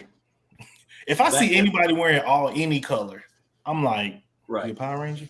Yeah, like we getting attacked by like giant monsters every fucking week, bro. Like, hold on, and I see you hanging together with all these people. Y'all just color coded. I got questions. Yeah, I got questions. Same thing. Like if I working at the Daily Bugle, right? And I see Clark Kent, and I see this motherfucker Superman just flying out like every other day. You got a real big chest for. I'll say this like, bro, like you know so who you look like. What Clark? was you doing on that farm, bro? Was you like, bench pressing the cows? Like I don't never see you in the Daily Planet gym. Right. Like Clark, you know you look like that dude Superman, right? Oh, let me see your glasses, Nick. Man, let me pull this S curl. Let me pull this S curl down real quick. Right. Hold on, man. What you got? What you got under your shirt? I see it. Like, bro, you sweating? Hold on, I can see this. I'm talking about what kind of white shirt was that? Where he could wear a white shirt and the Superman logo wasn't showing through it. Was showing through, bro. It had. You know what? I don't even know what kind of. He was never in the rain. He always had on the suit jacket. Like they really had Clark kind of out here chumped up. Like it's man. It's crazy. I mean, like, look, we don't have to get into that right now because there's a full. You know where that rabbit hole can go, right? Like there's a full explanation. I'm telling you, it works. And everybody in Metropolis is drunk. There's your you know what? I mean, whatever it takes. But it's also like. Some other things. One day we'll get into that. But you know what? We could actually let's see. So just in terms, you know what? Another speaking of Superman. Well, actually, I was gonna say as we talk about see that one didn't quite but no, like while we're talking all things DC, while we talk about things that are faster than Speeding Bullet. So back to the Super Bowl trailers, that Flash trailer.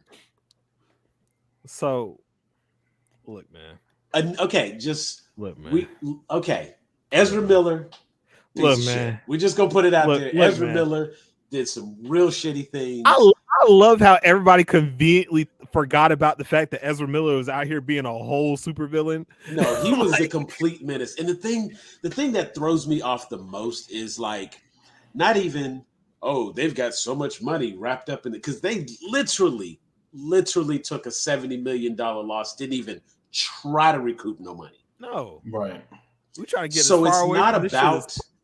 It really can't be about the money they're going to lose on anything. You know what I'm saying? I really believe there has to be some other stipulations in these contracts that this movie is still going forward. Dog, I don't. And it has to be something like whatever Michael Keaton got on some of these people, he getting his payout regardless. And I'm sure his contract states he getting his money no matter what. So they need to recoup whatever they can actually recoup. So they doing whatever reshoots they got to do to make it happen, and they need to do that. And do they though? Do they really need to though? Need to? No. Do they? I don't think they need to. I mean, it's definitely not a need. I would be very curious as to what that conversation with James Gunn was like, and if it was a thing of you gotta use this to like springboard.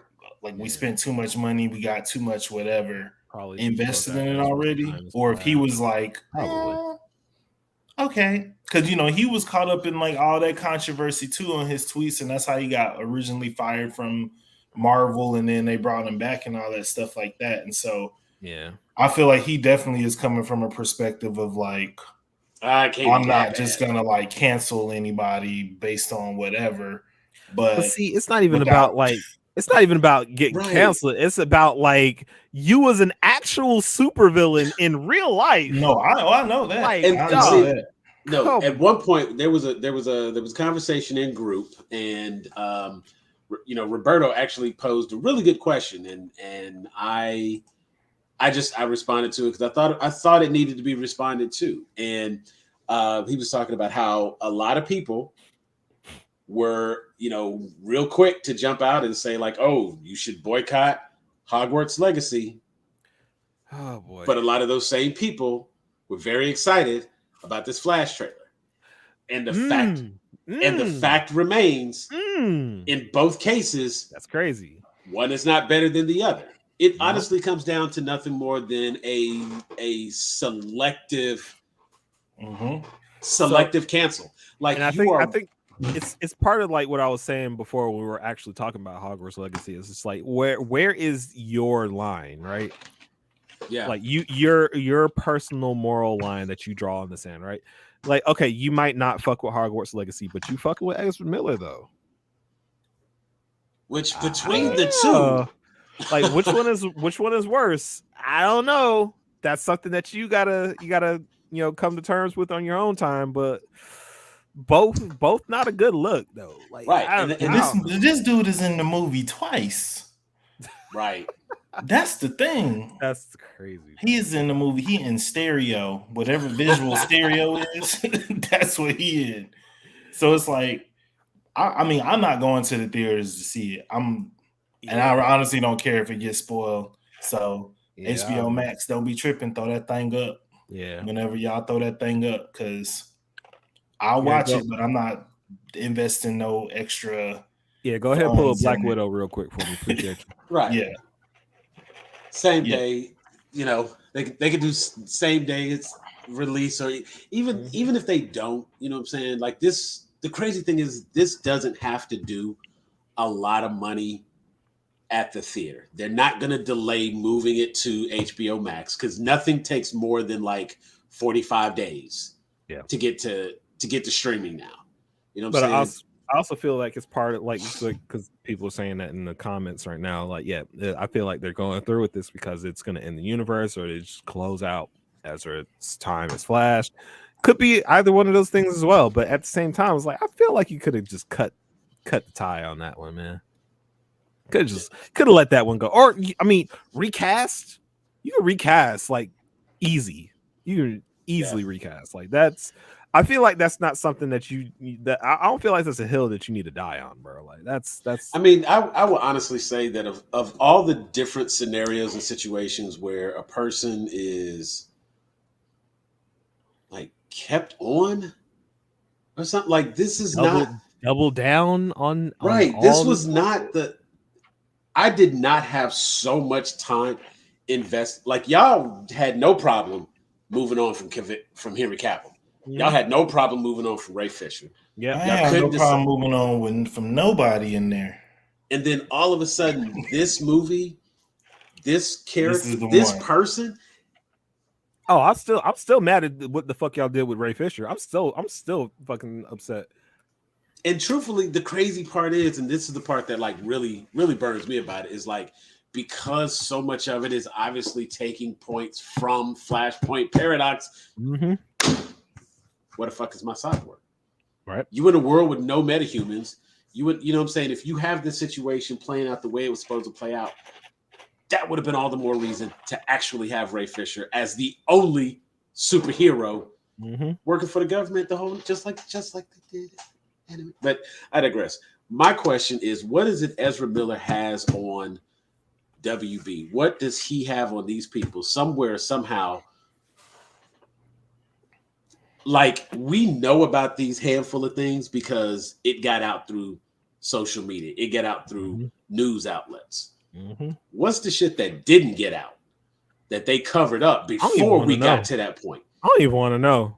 You know what I'm saying? But I mean, honestly, the stuff that we know is stressing me out. Like, I don't want to know anything about what we don't know. The very first thing that came up, the very first time this man popped up, he was choke slamming some woman. Yeah. That was the start of all of this. It wasn't like he progressed and got from bad. He started off on 10. And then every time we heard his name, it was something else, something else, something else, something else. And then this last little bit was like,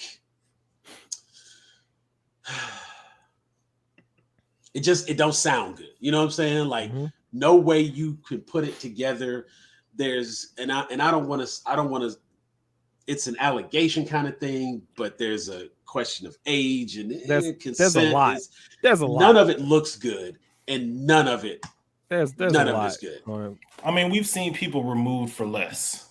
Yeah. Right. And I think that's the big thing. You know, I think a lot of times when you have conversations like this, a lot of people like to be like, well, that's whataboutism. But it's like, no, we live in a society where we establish precedent. When things happen, people are punished, and you look around and you say, okay, this next person does the same thing. We expect the same reaction. If somebody does something worse, we expect the penalty to be stiffer because the action were worse, so the consequence needs to be worse. But it seems like there's just all these like random times where people it's just like you go to timeout. Like you go to jail or you have your career ruined, you go to timeout, go to Hawaii, just like stay out of the limelight for a while. And then what you do while you're out there? Wild out again. It's like how many chances does someone get before? Because I'm looking at that and I'm looking at like the Batgirl movie. Right. It couldn't have been like you're not even gonna put it on HBO Max. I was looking forward to that movie too. And let me tell you something. With some of the shit that HBO has in just their library, because they own it. Yeah. For no other reason.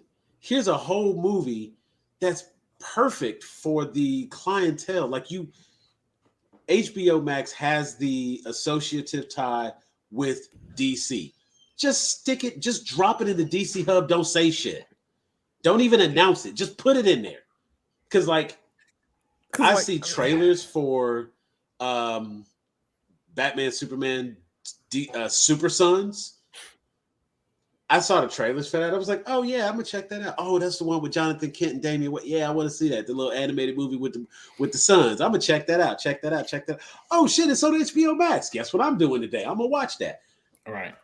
Because it was there. I'm waiting on the one with like the League of Heroes or some shit like that. Allegedly kidnapping two people. Yeah. Okay. Let's talk about it real quick. Hold on, because like, I'm gonna keep it as PG as I possibly can. It's just like because Ezra's got a whole laundry list of shit. Like, okay, so disorderly conduct, harassment, delivering a cryptic message to the Ku Klux Klan, possession, choking a woman outside of a bar, felony burglary, grooming. Like there's like, I feel like you could have stopped at point 2 and be like, look, I'm just gonna cut you a severance check, bro. Yeah, like this is problematic behavior that we don't want associated with our brand. Right. And the fact that they're moving forward with it is just like, I need y'all to apologize to Ray Fisher immediately. Right? Well, that's the thing. It's like expeditiously. Okay. Like there's a comment that's like probably close out Ezra's time as Flash. Like Ezra Miller has not earned on screen or off. That character has not earned like a slow walk into the sunset. Yeah. You know what I mean? Like if they was good, the DCEU has not earned a slow walk into the sunset. I was about to say if they were going to give anybody send off, it would have been Henry Cavill. It would have been him. Yeah. Give it to Henry Cavill, and truthfully, Gal Gadot. Yeah, maybe. No, I can give it. Gal Gadot. If she want to stick around, I don't think anybody's just like up in arms about that.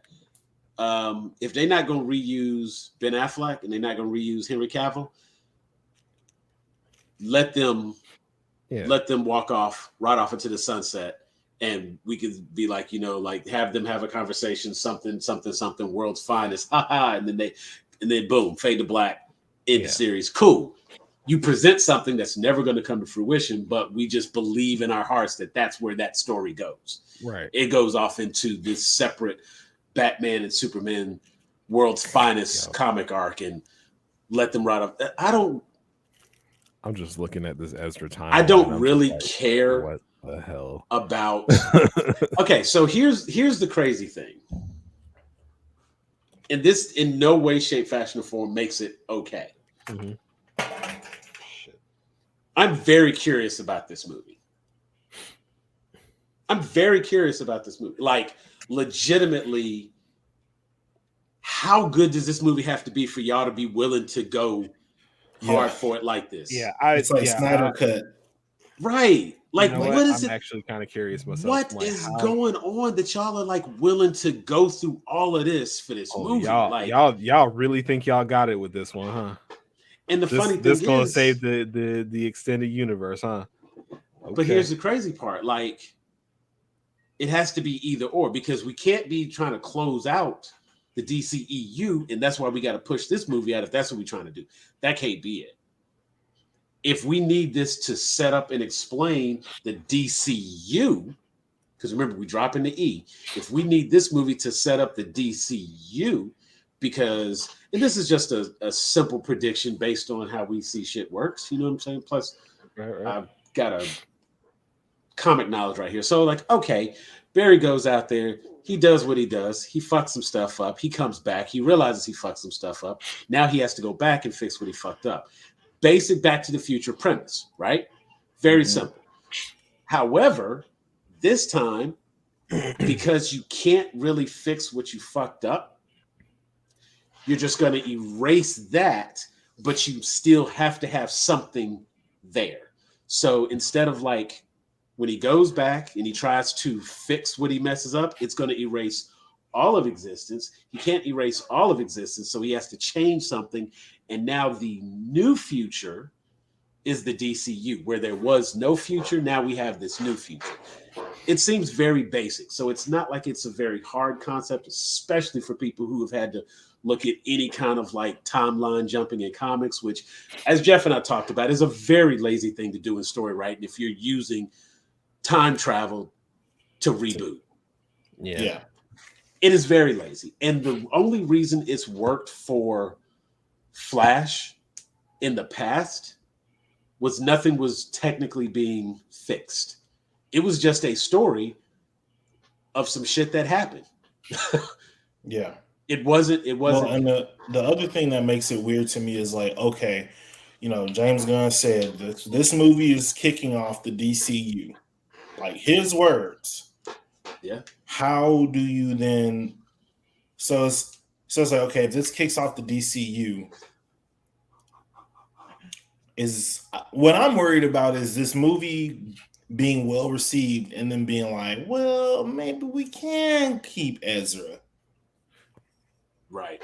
Like, and you know, I've mentioned a whole bunch of times, I feel like kind of this half and half, like, we going into a new universe, but we keeping some of the old people who are going to be in it. I'm just kind of like, people will not be mad if you start over. And I think, like, the people who you've already chosen not to start over with were the people who were the ones who people were going to be mad about. So if you're not going to keep Henry Cavill, if you're not going to keep Ben Affleck, if you're not going to keep Gal Gadot, if you're not going to keep Ray Fisher, you know what I mean? Of all the people to keep, it's like Aquaman, who was basically a fake Lobo, and Ezra Miller, who is basically Zoom in real life. Like, I just don't know how you coming to that conclusion that those are the building blocks. Like, I kind of get it. Jason Momoa does have the star power, but all you got to do is go to Jason Momoa and be like, look, bruh, I just need you to chill out for, like, you can go do whatever you want to do. In about 6-7 years, we're gonna be looking for a Lobo, and we need you to come through. Or we're gonna make this Lobo TV show, put it on HBO Max. Ain't nobody gonna be like, that's Aquaman. All the people who gonna do that, like, we don't care. Paint him white, put the black on his face. When you see him as Lobo, you will be like, why did he even play Aquaman? Yeah, right. So more importantly, these are the same people who have already watched Ryan Reynolds be Deadpool. These are the same people who have already watched Chris Evans be Johnny Storm and Captain America. Exactly. These are the same people who have seen. I mean, like, it's a whole thing where damn Gamora, she in like 4 different universes. They all $1 billion franchise. It's fine. It's fine. If they're actors, they can be more than one thing. But, like, let's cut our losses, man. like that's that, and that's why I say like that's my biggest concern, because like even when I look at the slate of what's to follow, it's like, okay, we know we got the Supergirl movie coming out. So is the Supergirl that's in Flashpoint going to be the Supergirl that's getting introduced in the Supergirl movie? Not the same person, but like not the same like character, obviously, because like stuff is going to change due to the time travel. But like the actress that's playing this role, Sasha Calle. Is that who we're is this our Supergirl, or is this like some weird hybrid like Elseworld tale and bridge to the new universe? She got a one and done because she was in the Flashpoint movie. Sucks for you. We're rebooting and now you out of job. Right. And so with the whole merger, I feel like everybody who had contracts, all those contracts had to be renegotiated because technically it's no longer the DC EU, it is the DCU. So all that's different. Everybody was essentially released from their contracts unless they had contractual obligations that they had to do this, that, or the other. And I think that's why we still have the Shazam movie. And you know what I'm saying? And not only that, but it's like some of this stuff already exist. And I get like Shazam, there's nothing wrong with Shazam. There's no reason. It was already kind of standalone and standoffish. Yeah. There's no reason to scrap that. Let it be. Let it be its own thing. You obviously are doing something completely different over here with Batman. You're doing something completely different over here with Joker. So you can let these things be their own things. But if you're still talking about having a connected universe, just clean slate it at this point. Yeah. Clean slate it. That way, start we can feel connected when you start. Because like you said, I'm already thinking to myself, like, I hope this Supergirl doesn't do good because I don't want to like her only to have somebody new in 2 years. Right. And then if I don't want to have, or if she is good and she does stay, now I have to be thinking about like Ezra Miller. You know what I mean? It's just, I just don't understand why you would want to tether your franchise to him. Even if you are going to kill him off, it's just like, because moving forward, it's like when you do your rewatches or when they do build out the universe, if they ever get to a place how Marvel was, where they would be like, come tomorrow, come to the theater and watch 24 hours of the entire MCU leading all the way up to Infinity War. Like, okay, so you got people coming to the theater to watch Ezra Miller to start that off. Like, just like aside from the Ezra Miller thing, you just saying that just exhausted the hell out of me. What the fuck? I would never do that. Actually, like, I was exhausted listening. That's got to be the mustiest movie theater on earth. Because I know I'm a geek, but one thing I can say about our community is that the hygiene is not always rampant in our community like it should be. I don't know what you're talking about. I don't know nothing about that. You don't go to no cons, right? You don't know. Just gonna leave it there. Oof. Yeah. I don't know, man. It's a very interesting situation. And just to piggyback on the other thing, it's like I think people really have to like just be honest with themselves and say like, like Dave was saying earlier, you have to like you have to draw your line in the sand of where your morality is, and don't BS one thing over the other. And it's like wrong is wrong, bad is bad. Whether you say some dumb shit, do some dumb shit, or are just a shitty person in general. You know what I'm saying? Anytime your name is associated with a thing, that thing is going to suffer as a result of your shitty behavior. And which is why most actors and most people in these situations do have kind of like a behavioral clause to a degree, which is like not doing anything that's going to bring negative publicity back to the brand.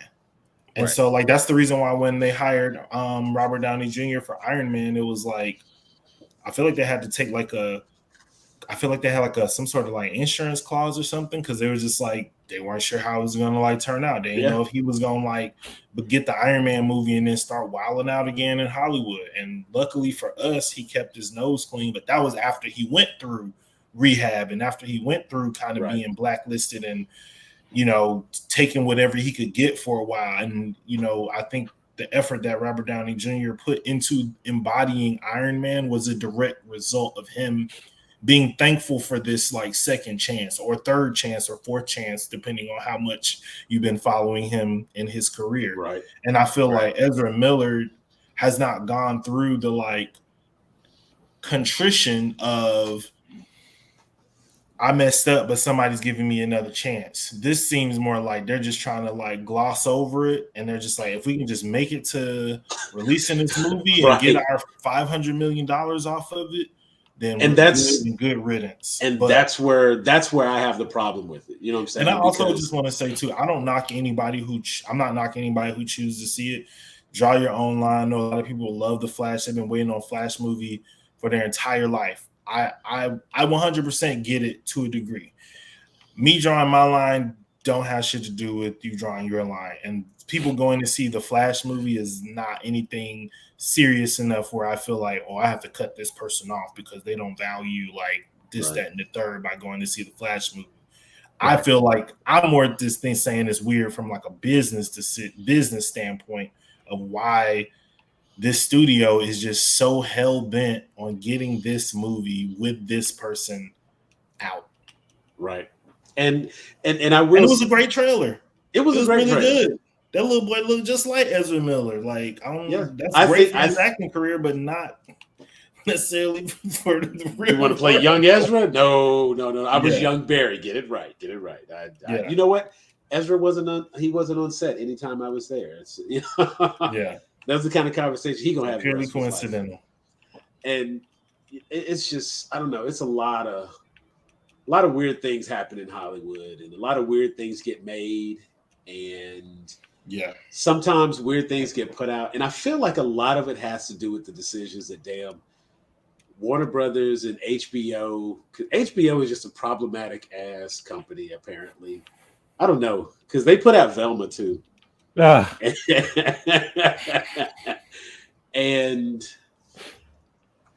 I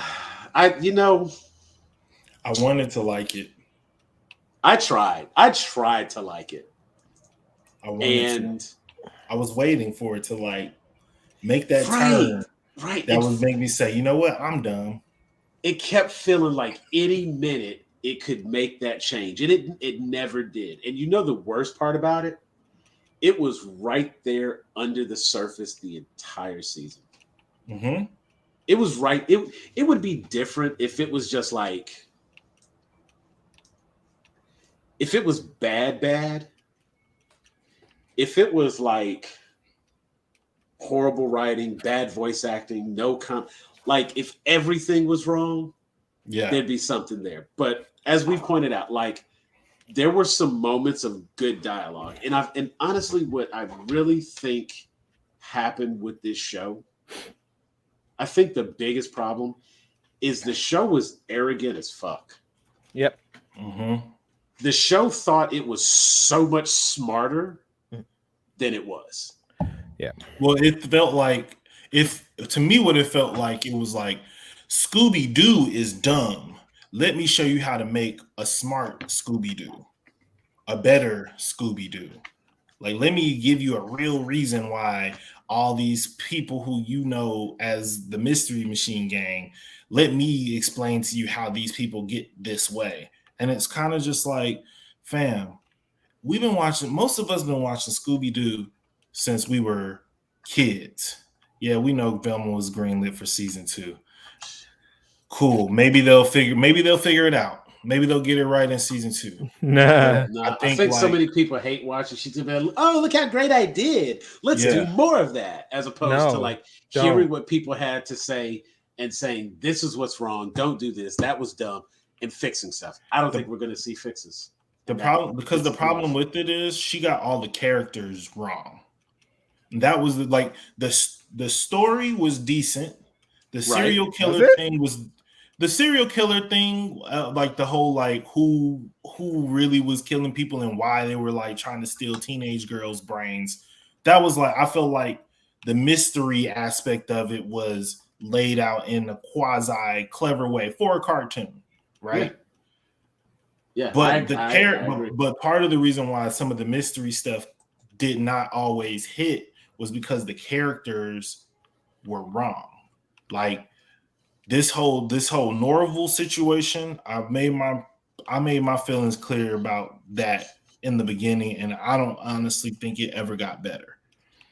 Even the part where they had him like standing up for himself and all that stuff, he ruined his like relationship with the finest black girl at the school for Velma, and Velma treating him like crap.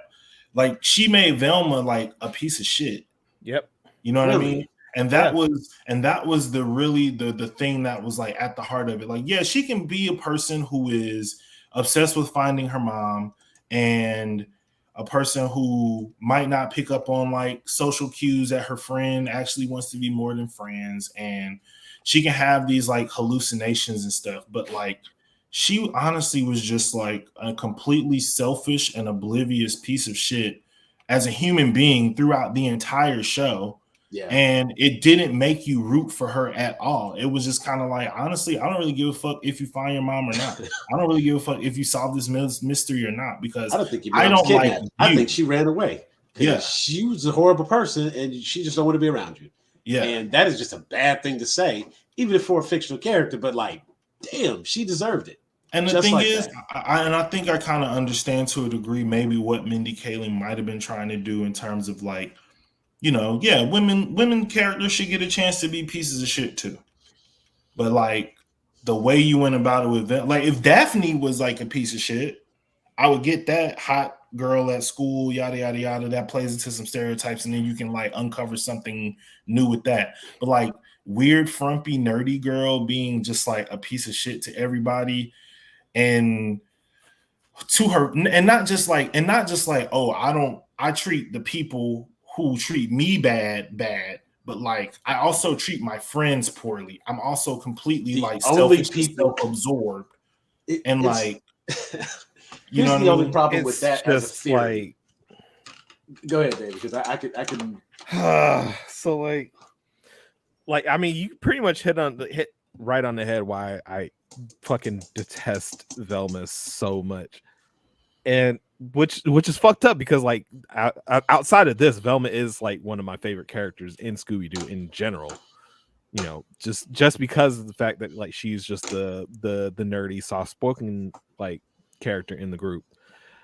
Just what Mindy did with Velma in this series pisses me off so bad. Just and it's not even because like, oh, she's Indian now. I honestly don't even give a fuck about that like, because you can race swap whatever the hell you want in Scooby-Doo. It doesn't really matter as long as like the characterization is there, and you don't even have to make Velma like how she was like in any other adaptation of Scooby-Doo. Just don't make her a fucking bitch.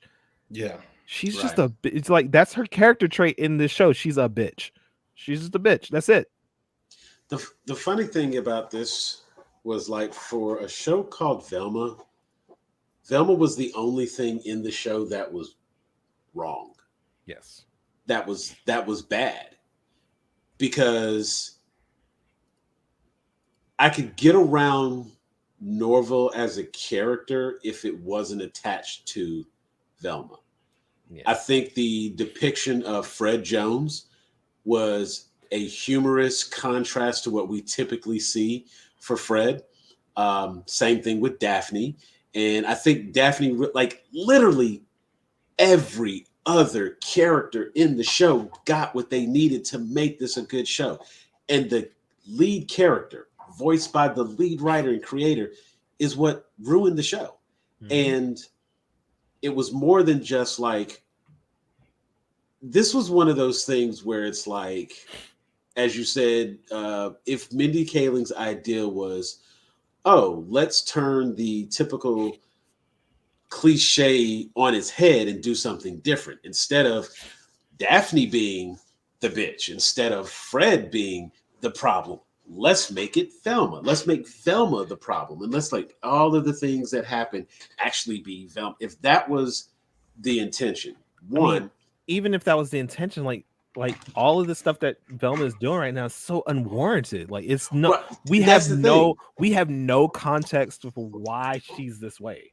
Bingo. And that's the problem, because ultimately if you say at the beginning, this is the beginning of my origin story of how I became the greatest detective mystery.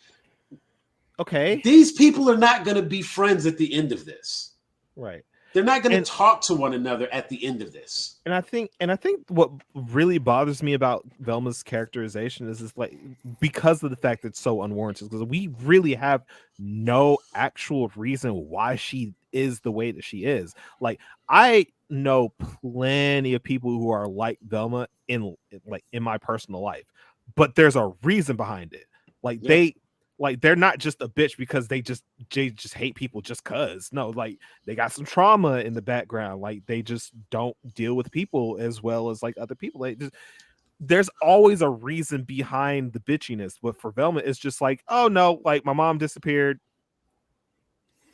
Right. Fuck but also everybody she else. was a piece of shit before that. And she was a piece because of shit she had before to that. have the realization that actually, like, all those good memories I have with my mom was not having a good time, as good a time as I thought she was having. My mom was drinking. Like, right. And there's never, I feel like the problem with Velma is like, I was waiting on the breakthrough for her character. But it's like she ended and got everything that she wanted. She got her mom back. She got her dad and her stepmom and baby out of the house, which is weird. It's like, fam. Yeah, I don't how immature, how, like, I can take, like I just don't get how does this turn into like the Velma that solves all the cases? Because there needs to be a certain level of like maturity and perception and, you know, paying attention to other people that she never, and she never gained it. Like, I kept waiting. That's what I kept waiting on her to gain. Like, the thing where, you know, she's the one at the end. It was like, that's always like, yeah. And when he did blah, blah, blah, blah, blah, that meant that yada, yada, yada, yada, yada. It's like this film is so self-absorbed that she would honestly have missed everything that happened had it not been for the other people, honestly, just being there and doing what they were doing. Right. Because it took her forever to solve any of these crimes. And it's like we got that little moment where I thought it was going to change, where she was like, check the first voicemail and whatnot. And it was just like, okay. But by that time, I cared so little about that character, her arc, and her redemption possibility that it didn't matter. Like, the problem with that, though, is just like the redemption for her is unearned. Like, she didn't learn anything. Like, nothing, that's what I'm saying. Like, nothing happened. Even when we saw that, like, that was the first time they presented it as a possibility. And then but by that time, I was already like completely detached from it. I didn't care if she had it or not at that point. Right. I was literally like, okay, we got one episode left. Let me just power through so we can close this out. And like I said, even the mystery itself, the connection to, spoiler here, the connection. Nobody cares. Nobody cares. The show was spoiled when they made it. True, but, you know, in fairness, the pocket watch bit, the wife of Jones, you know, Mrs. Jones being the big bad, and the way that came about, like, all of that was admittedly clever. Yeah, it was well crafted and built very well as a mystery. Yeah. And having it go all the way back, like, it can be as well crafted as you want it to be, but like, there's no good resolution at the end. It's not worth it. Yeah, it was well crafted, and it's like, have you ever eaten something and it's like, this is good, but it's like one bad ingredient? Yeah, and you're just like, ugh, almost. Right. You just can't because you can't eat around it. You can't get around it. It was mixed in. Yeah, you just got to deal with it. German chocolate cake for me. Like, why the fuck are you putting coconut in cake? Well, like, time out. I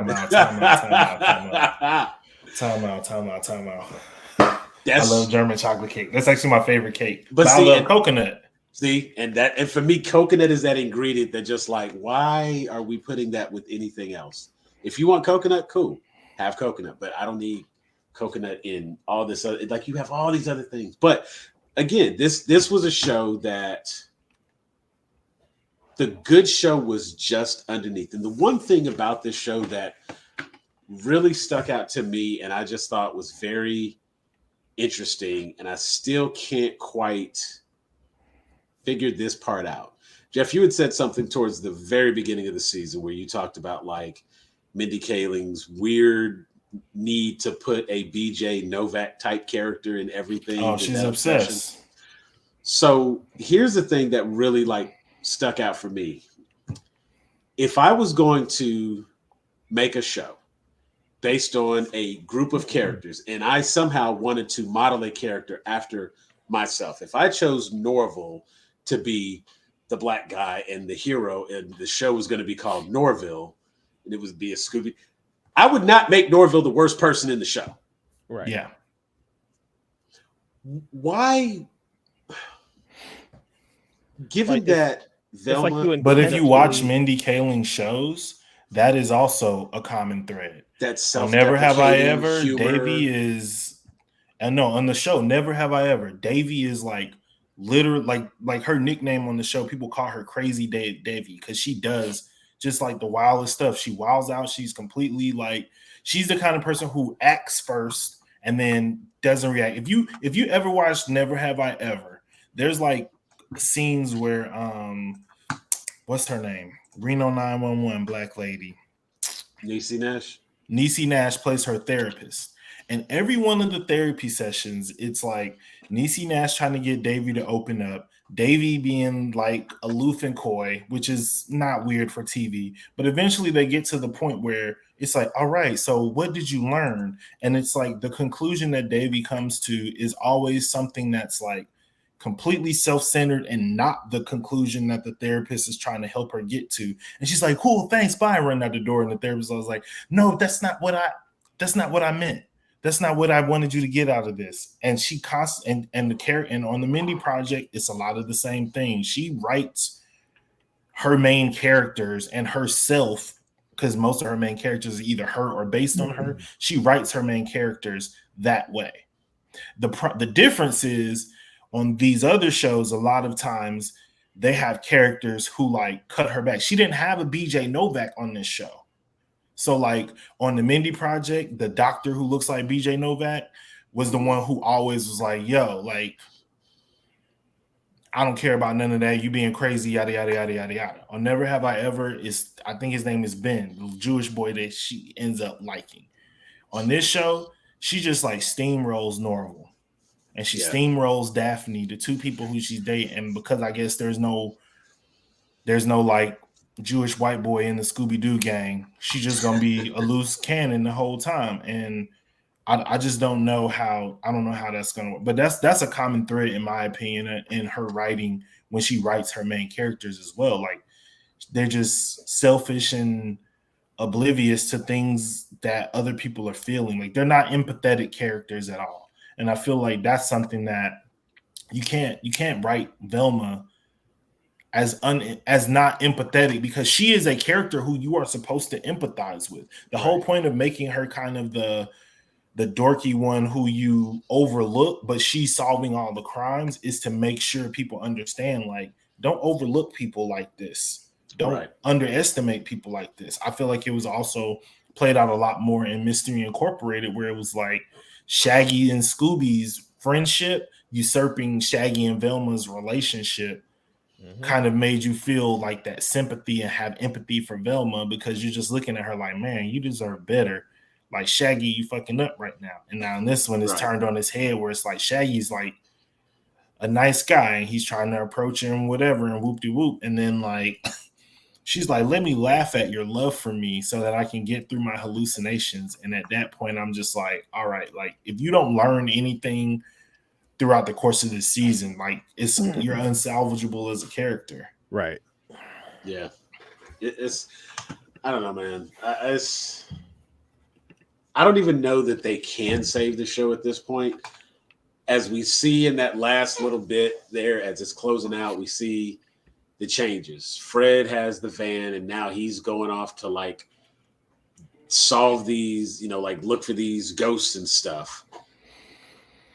I don't know what exactly is happening with Daphne, but she's on the outs. Right. She's on the outs and confused. And, we saw her mom escape, and we assume, of course, that she's gone forever and left her that like little moon rock after she took $10 out of the locker. And like I said, there were moments that were like the humor was there, but the jokes didn't land. Yeah. And it's just,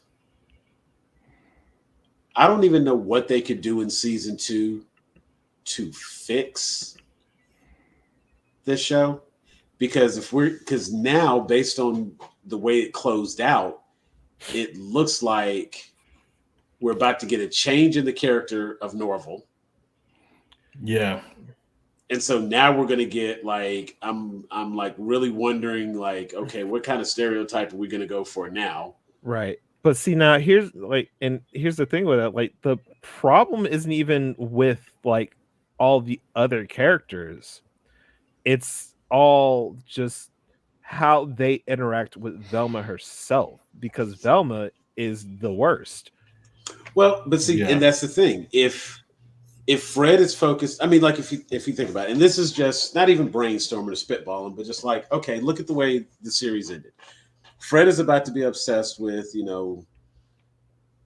figuring out about ghosts, and that's his new thing, right? He wants to go and solve mysteries regarding ghosts.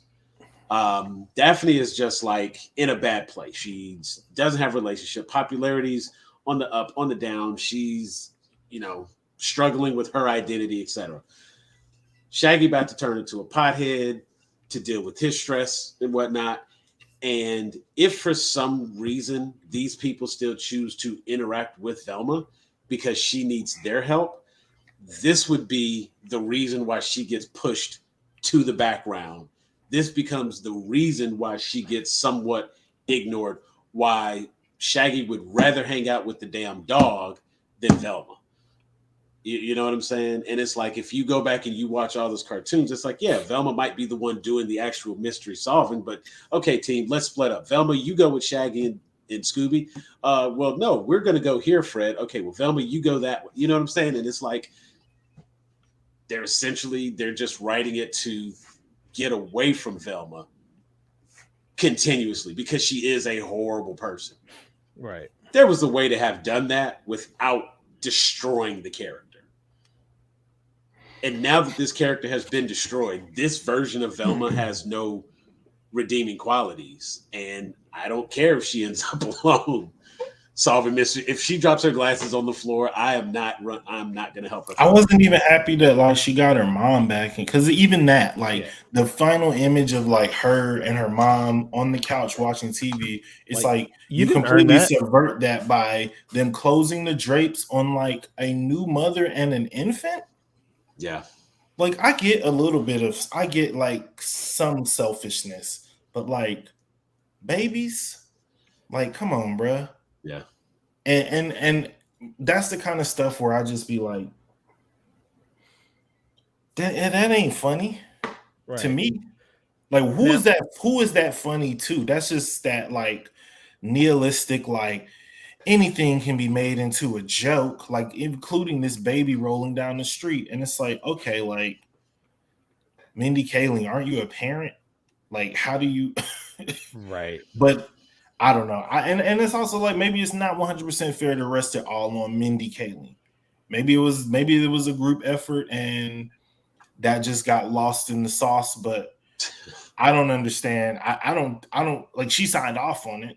Right. And she signed off on that being the portrayal of her main character. And just, I have a hard time believing some other writer came in and was like, what if we just make them a straight up piece of shit?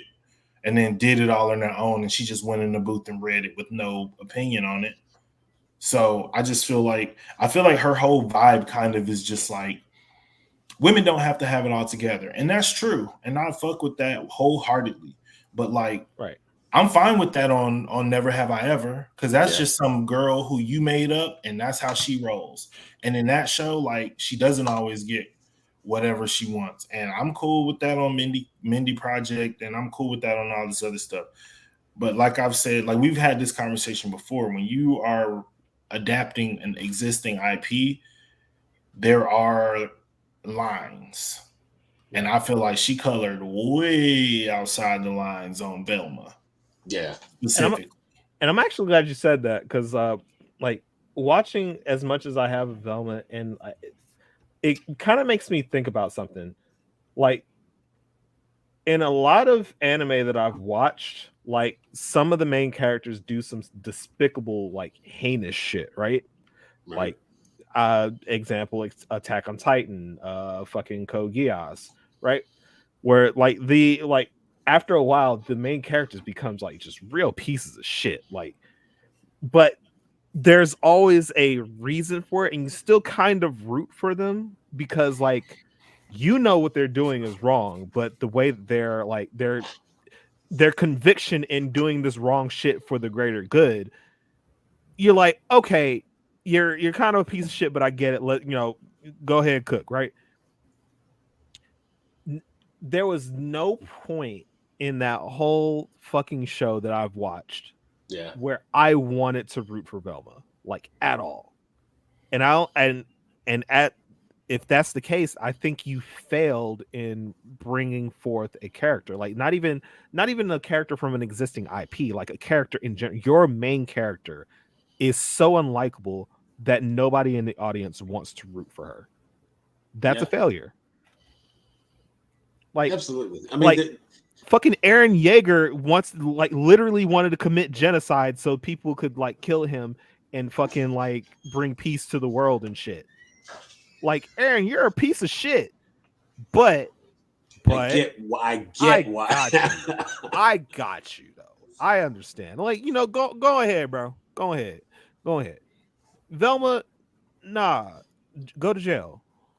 Right. Go to jail. I don't see you ever again. Go to jail. And it could, and I'm saying like I was about to say it could just be me, but it's not just me, because that's like fucking writing cardinal rule number 1. Don't let the audience go against your main character without good reason. I was not given. Velma had no good reason to do half of the shit. Spoilers. My bad. That's right. I'm sorry. No, it's. I mean, I kind of got heated a little bit. My bad. And it's fine because it is a very. It's problematic. Yeah. And I'll say this too. Like, the reason why I'm so frustrated is because I am a big animation fan. Like, y'all know me. If it's a cartoon, I'm finna watch it. Like, I just started Moon Girl Devil Dinosaur tonight. Yeah, there's some other stuff I need to watch. My dad's a bounty hunter. I'm a cartoon guy. I'm not even gonna call it animation because I'm not bougie like that. Like it's a cartoon. Well, I prefer animation. Yeah, animated cinema. It's right. I like cartoons, man. And I like that cartoon movie and that cartoon TV show. Exactly. Right, exactly. That's what I grew up on. That's what I always preferred watching. And it's just like, man, you made me really not like a cartoon. Right. Now, I will reiterate what I said before. Art direction, art styling, amazing. I think the mystery aspect of it, the actual mystery in it of itself is interesting. But one, you don't find that out until like 7 or 8 episodes into it, really. That's when the mystery part, like the twists start coming and you're like, oh, I'm gluing all this stuff together. But then some of it is just like, oh my God, like you're so annoying.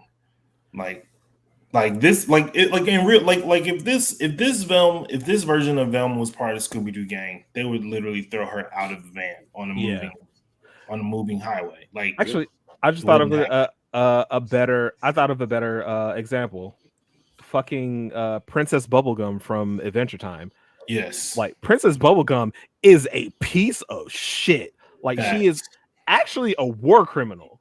Like, and I was having this conversation earlier with a couple other friends and Linda.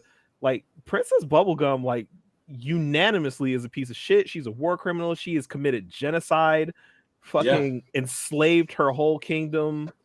What else? Gaslit her girlfriend. But at the end of the day, she's kind of integral to like shit not dying. So like, you kind of gotta root for her. You don't fuck with her, but you kind of root for her because like she making the hard choices. She making some hard choices. Like a couple of choices, like maybe not commit genocide. Maybe don't commit genocide. But at the same time, it's just like, okay, I like after a while, as you get further on in the series, you're just like, okay, I see why you were doing the things that you were doing. I still don't fuck with you, but I get it. Right. I've never had that fucking conversation with myself once watching Velma. Like, and that's fucked up, where I am agreeing more with the genocidal war criminal than I am this high school student. Yeah. Yeah. It's like, oh yeah, I see why you're laughing at Norval right now. Yeah, like Like, no, man, what the fuck you. It's like, Norval, tell me some more jokes about how you feel about me. Man, I would have hung up so quick. Right. I hope your hallucination just eats you alive from the inside. Like are you? Yeah. But Moon Girl Devil Dinosaur, first episode, very legit. Very legit. I would say it wasn't like, I think looking at it, it's not the kind of animation style that I generally go for. It's a little bit sketchier in terms of the character design and like the finishing of it, but the animation style, like the way they do action, the way it, like you brought up Scott Pilgrim earlier, it has a lot of that feel to it, where they'll like, it kind of feels like that Scott Pilgrim. It has a little bit of that Teen Titans Go vibe to it in the energy behind the animation, but the story was dope. The way they incorporate music in that show is actually really dope as well to me. So I'm definitely excited to like keep watching more episodes of it. But yeah, that's a good palate cleanser for Velma, in my opinion. Or Vox Machina. I'm not caught up on that, but that's been good so far. So good. I'm not caught up though. Yeah, that season ended so good. And the last episode of Harley Quinn, the Valentine's episode. The Valentine episode. Yeah. Really well done. Wow. And again, and again, that's the thing we said last time. It's like she watched Harley Quinn and was like, I want to do that. She probably has a first look deal with HBO, and she went in and was like, what cartoon can I make like my own like fucked up version of, like Harley Quinn? And they were like, well, we got Scooby-Doo. We got Scooby-Doo. That's cool. Because they were like, nah, you're not getting your hands on no Looney Tunes. Oh no, nah. Could you imagine Bugs Bunny? The only character she can do on Looney Tunes is Elvira from Tiny Toons. Absolutely not. Because she's terrible. But you know what? And oblivious. She's terrible in the way that children are terrible. Yeah, like she's a child. But what about grown up? But what about grown up Elvira going to veterinary school? Nah, because then she'll grow out of that shit. Like, no. We're not doing that. Because I can see Elvira growing up and be like, okay, I was wilding as a little youngling. See, and of course, I'm thinking like that would be like thinking that the little girl from Nemo never stopped shaking fish in the bag. Right. At some point, she's gonna get older and not shake fish in the bag. Some of them don't. That's how I got Dexter. You know what I'm saying? Like Elvira meets Dexter, but animated, written by Mindy Kaling. Oh no. Now, I will say, like, oddly enough, I have not watched. I've not watched Never Have I Ever. Yeah. I have not watched. All right, yeah, I'm gonna take off. I'm getting a little tired. Hey, yeah, we got to wrap. Yeah. Oh yeah, like so. If you like to follow Saint Chase, if you like, I do follow him. He's amazing. See, this was one of those animation styles that I feel was, in a weird way, I'm gonna say almost like age appropriate. Yeah. And it's like, it's not quite Disney Junior, you know what I'm saying? But it's definitely targeted to kids. Mm-hmm. I think it is just fortunate that it is going to be a good enough show that older people can enjoy it as well. And it feels like it's like we talked about this before about how, like, you know, these shows and these movies are really replacing comic books for introducing people to these characters. So even though they exist in the comics, and, you know, a lot of people are going back and reading comics after they've already like experienced these characters in other forms already. And, you know, I think what Disney's doing is smart. It's like, you know, Moon Girl probably ain't showing up in the MCU for another like 6 years. Yeah. But these kids that's watching now, you 10 now, by the time Moon Girl show up in the MCU, you 16. You're going to the movie. You know who Moon Girl. You remember Moon. You have the nostalgia, the same nostalgia that we feel when we see Captain America and Thanos and all these characters that we read the comics for. This is replacing, or even X-Men. We watched the cartoon, and you know, when they finally put that on the big screen in the right way, you know, we'll have certain excitement for it. You know, like I always think about the end of Age of Apocalypse, I think it was, when they got like their new costumes at the end, and all the costumes kind of had this feel where it looked like the 90s Jim Lee look. For me, I was like very excited by that. But then they didn't bring those back in the next movie. And I was just like, so why'd you show us this last time if you're not going to actually like? Because they wanted you to know that they know it exists. They're aware of it. It's a tease. Right. You know, you got to keep them hooked. But when the next thing comes out, you're going to watch it just to see. Exactly. So, I don't know, man. It is... People are adults and get to make their own decisions. If you want to play Hogwarts Legacy, play Hogwarts Legacy. I am not personally going to look at you and say, oh, if you like Hogwarts Legacy, then you support J.K. Rowling and we can't be friends. And, you know, I may be like, but if you want to play it, that's your prerogative to play it. And till I'm paying your bills, you know what I'm saying? Like, and I'm not gonna like talk to you about it, and don't try to convince me to play it or do it. And don't try to convince me to go to the theater to see Flash. And I'm not gonna convince you to, you know, not spend your money on it. Unless you just don't know about what the situation is. Now, if you like, I don't even know what it is. Like, all right, well, look, this is what's going down, blah, blah, blah. Yeah. And there's and one thing you will hear us talk about a lot, and we haven't been afraid, and I commend this for, like, let's just pat ourselves on the back, but I mean, like, we've had a very serious discussion about the problem in separating art from the artist, and when it, you know, how it can be done, the effects of it, the good, the bad, the ugly. And, you know, these are two situations where, you know, there's a lot of other people involved. And it's very unfortunate that the one person is ruining it for the bunch, because hell yeah, it was exciting to see Michael Keaton on screen. Hell yeah. Not go. I mean, look, just don't buy this. Not going. That's going to be absolute negative, Mark. Right, and it really comes down to one of those things of just like literally understanding how the financial dollars speak. I just have to make it a point to not support with my dollars this problematic situation. Yeah, I want to see the movie bad. If somebody should happen to like, and I don't know. I mean, honestly, vouchers and gift cards and all that shit is the same. It's still money to the box office, so they're not gonna care. It's still gonna count as a ticket sale. Will I make it the whole 30 days? I don't know. Let the reviews come in from the first weekend, and they talk about, oh my God, it's the greatest DC movie. They might catch me in week 2. You know what I'm saying? Like, they may not have that drop off like they talking about. I don't know. I'm definitely torn, but I do know that, and I do make it a point to like support some things opening weekend, because I know that it makes a difference to the studios and to the thises and to the that's. They will not get my money opening weekend. Period. Absolutely not. No, I don't know. They will do good to get my money at a theater.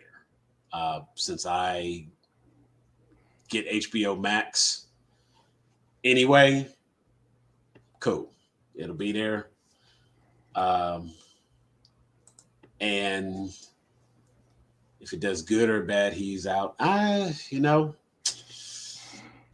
I feel like it's not about that. To me, it's more about sending a message of like, he should already be out. Yeah, I'm not supporting stuff where you guys are. It's just like I have my own lines that I draw, and I'm just not supporting stuff that crosses that I feel like crosses those lines. And you know, there's people who probably gonna go see it 3, 4, 5 times just out of make up for protest me on not their knowing. side. So it's like they're gonna get their money. I'm sure when you walk into Walmart and Target and all them, there's gonna be Flash Shield shirts that you can buy and merchandise. And who knows how they're gonna handle all that kind of stuff? But there's like a whole there's a whole economy based around these movies, and there's expectations, and you know that's where the saying "money talk, bullshit walk" come from. It's like you can sit around and say I'm upset about this or that, whoop de whoop, but if you go spend your money, the company's just gonna look at it like, well, they wasn't that mad. You see, The Rock ain't coming back because the people spoke with their dollars. It was like, we don't want this BS offshoot quasi superhero movie that doesn't really like connect and isn't going anywhere. Like, we don't know where this character came from. We don't know who this character is. And you just trying to tell me The Rock is The Rock after making a bunch of bad DC movies. So it's like DC is in the process of trying to earn back the trust of the customers.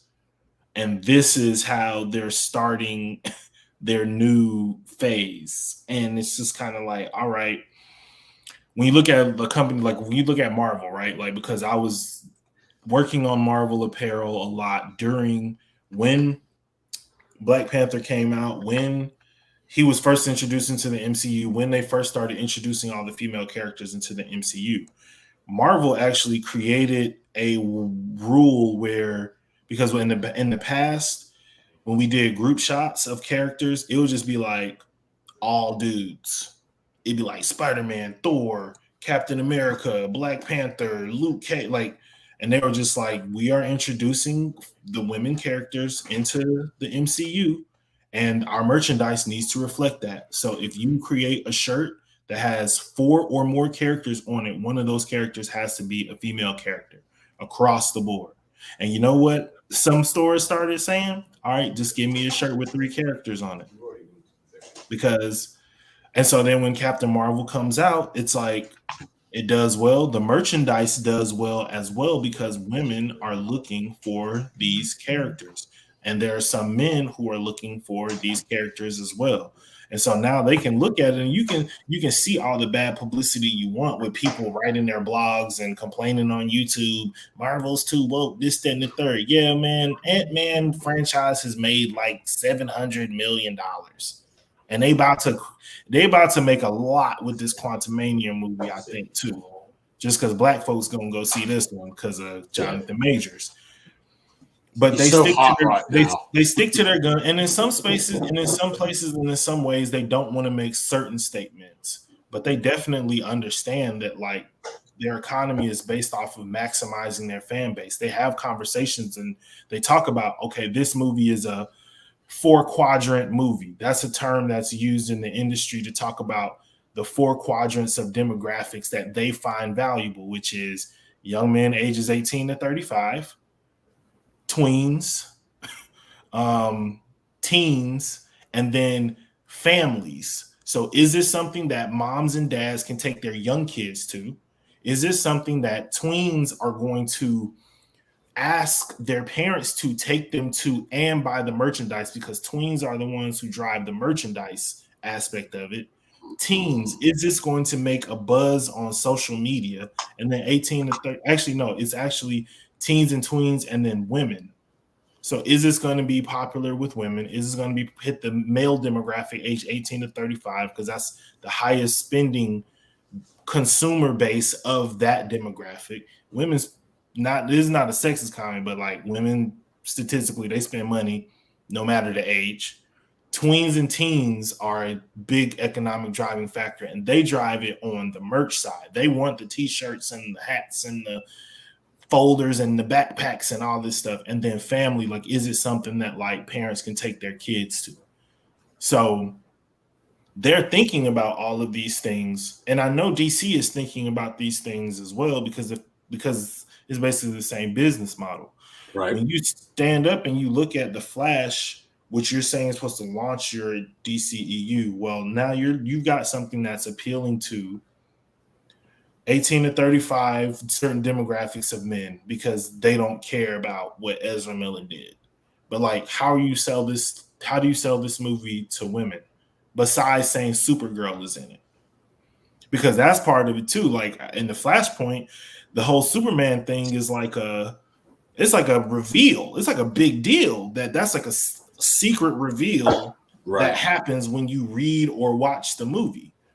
But she's in the trailer flying, like, so not only is you not like you already like you showing us all this because you like, please come see my movie, right?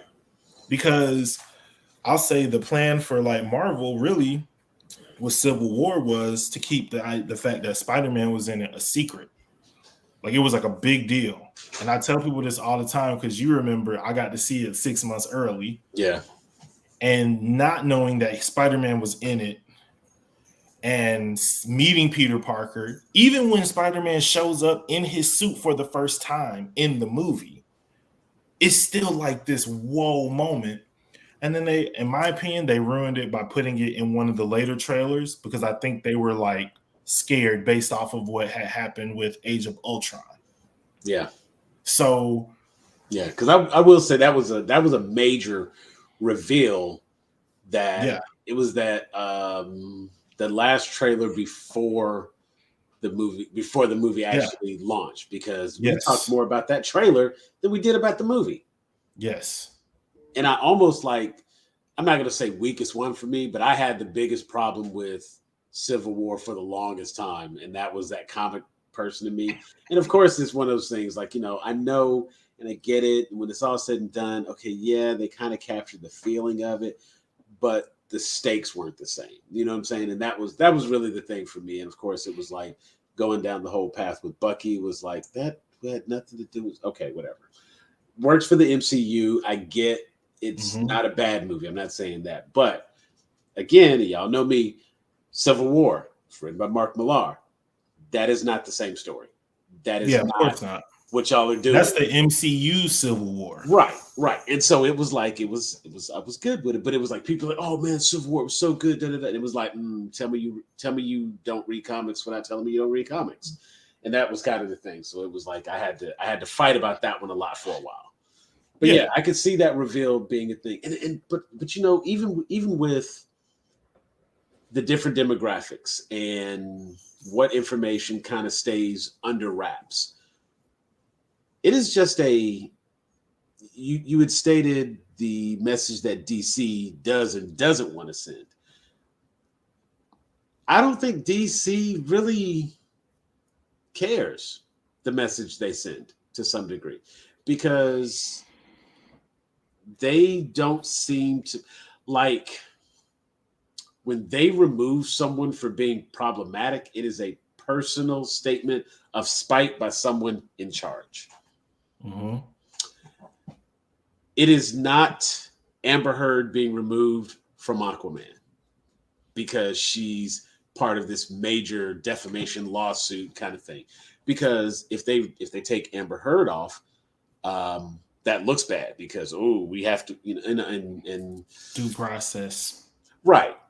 You know what I'm saying? But it's like, okay, if she loses that case, well, the movie's made now, so we don't have to take her off now because it's already made. Yeah. And again, with Ezra Miller, like, given that he's in trouble, he's been arrested, he's had this, he's had that, he's had the other. Like, he's not actively in jail. For all of the problematic stuff that he got going on, he's not actively like in jail right now. And so because of that, somebody somewhere is saying like, well, I mean, these are just allegations. It's not like he was convicted for it. You know what I'm saying?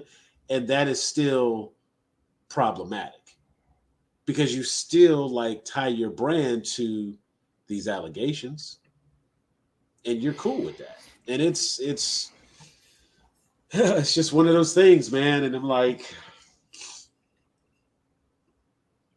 I mean, it just boils. I think at the end of the day, it really just boils down to I have to let go of this idea that corporations should reflect my morals. And it should be the other way around. It's like my morals should be reflected in how I spend my money. Right. And so if a company does something that I don't like, or if they're ignoring something that I don't like, and it's at the forefront, and it's just like this huge big thing, I don't have a problem removing myself from it. I don't have a problem not doing things or not spending my money at certain places. It's like when I watch videos about people going places and like racist store owners like try to kick you out.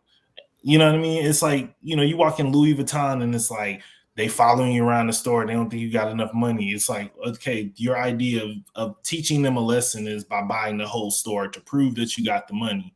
But they still get the commission off of that. Louis Vuitton still gets the money off of that, rather than you saying like, okay, I'm not going to give, and I'm just using that as an example. This is not like about any specific Louis Vuitton story. I don't want nobody to think I'm defaming them or anything. But not hating on Louis.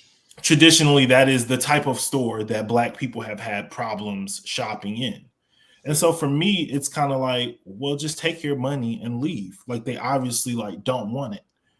Because whether they think you have it or not, what they are saying to you with their action is, we don't want your business. We don't want your kind in here. And so don't go back. This idea that like, no, like you should change so that I can feel comfortable in there. It's like you can suggest that, but if somebody doesn't want to do it,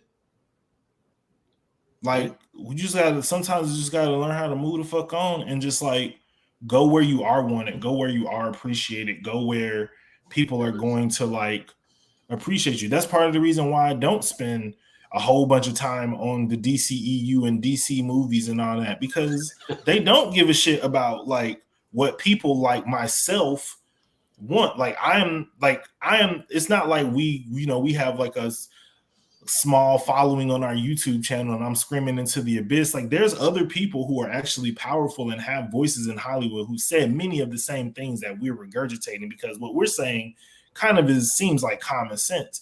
DC isn't following any of those things with a lot of the choices that they made. So why am I going to kill myself being mad like, oh, DC won't get this right? It's like, it's a little different for you because you're a Superman stan. So I get why you on their head heavy like that. But like I'm an X-Men person. They haven't got that right yet. Yeah. I mean, at the same time, it's one of those things where it's like I do find that I am selective to some degree, and it's like I'm going to protect what I like, and I'm going to protect my mental health by not getting too involved in the things that they do and the decisions they make, because I can't go down the Ray Fisher rabbit hole. You know what I'm saying? Because it'll make me feel to a point where I just can't support anything movie related with DC, and I don't want that to be the case. So there is a bit of not ignorance is bliss, but it's like I research, I support to a degree, you know what I'm saying? Like I retweeted a lot of stuff Ray Fisher put out. Anything else that he does, I will go out and make it a point to try to like support that. Fingers crossed that it's good. If it's great, then I'll definitely let you know. If it's bad, I'd be like, okay, not this one, champ, get him next time. You know what I'm saying? But at the same time, it's like, are y'all making another Superman movie? You are? Okay. Let me step over here and stay over here for a little bit, because I don't want to be pissed at y'all when y'all make that. And I'm like, we have a bad relationship at that time. I want to have that bad relationship. So you have something like this, and I'm just like, I'm looking at it, and I've kind of been watching it for a while. And like I said, when it's all said and done, it's like I know where I stand, and I know that I definitely cannot support opening day. I am really feeling some kind of way about supporting the movie in general. I'm not gonna lie, like I've never shied away from the fact that I've always been interested in seeing the movie. Conceptually, since they first announced it. And of course, we've gone back and forth. Like, they haven't earned it. You're absolutely right. They haven't earned it. But I'm curious how the fuck they would do it. You know what I'm saying? I want to know how it would even play out, because that is a fantastic story. And even with what little we have, obviously they got to make some changes. And it looks like that's what they're doing. They're going to do the full reset. They're going to do the reboot. Cool. I want to see how it plays out. I will see the movie. I will eventually see the movie. So, yeah. Can't nobody try to cancel me, come for me. Look, deal with it. I'm going to see the movie. How I support them with this movie, that would be totally different. That would be totally different. And you know what I'm saying? In the context of being an ally between now and the release of the movie, I really expect to see a cleaned up Ezra standing out front as the face to, like, you know, take ownership and responsibility. And if they do keep him, you know, locked up in a room somewhere until the shit release, and then they can cut ties with him, it'll be too little too late, because I really feel like they would do fine to go ahead, make a statement, cut ties, still release the movie, give him what he's due contractually, and admit they only did that because the contract exists. Yep. I can't be mad at that. You got to pay the man. He made the movie. He was in it. You owe him what you owe him from the contract. Fine. But you can already say that, like, you know, we cutting ties, we moving forward, da da da da da. You ain't got, like, you can announce that and say, you know, we don't feel he has the values. He has not represented WB the way that we wish to be. This shit's real simple. You put out a PR statement, say you cutting ties with him, you wish him well in his future endeavors, but as of now, he will no longer yada yada yada. Simple. Get that man what he's owed and nothing. Yeah. I mean, it's like we'll all speculate about how y'all gonna kill him. Like, you don't have to tell us how, but yeah, it's just one of those things where, look, you start understanding what the value system is, and once I think a lot of people will see things like this and they feel like they don't have any power, but it's like, it's not that. It's more that you just have to accept that, like, everybody doesn't care about the same stuff that you care about in the way that you care about it. And sometimes it's unfortunate and it is very messed up. There's a lot of things happening in this country that, you know, if we could get on one accord about, things could move a little bit more smoothly. Things that I personally feel are not bipartisan, but have been made bipartisan. And I mean, that happens with everything now.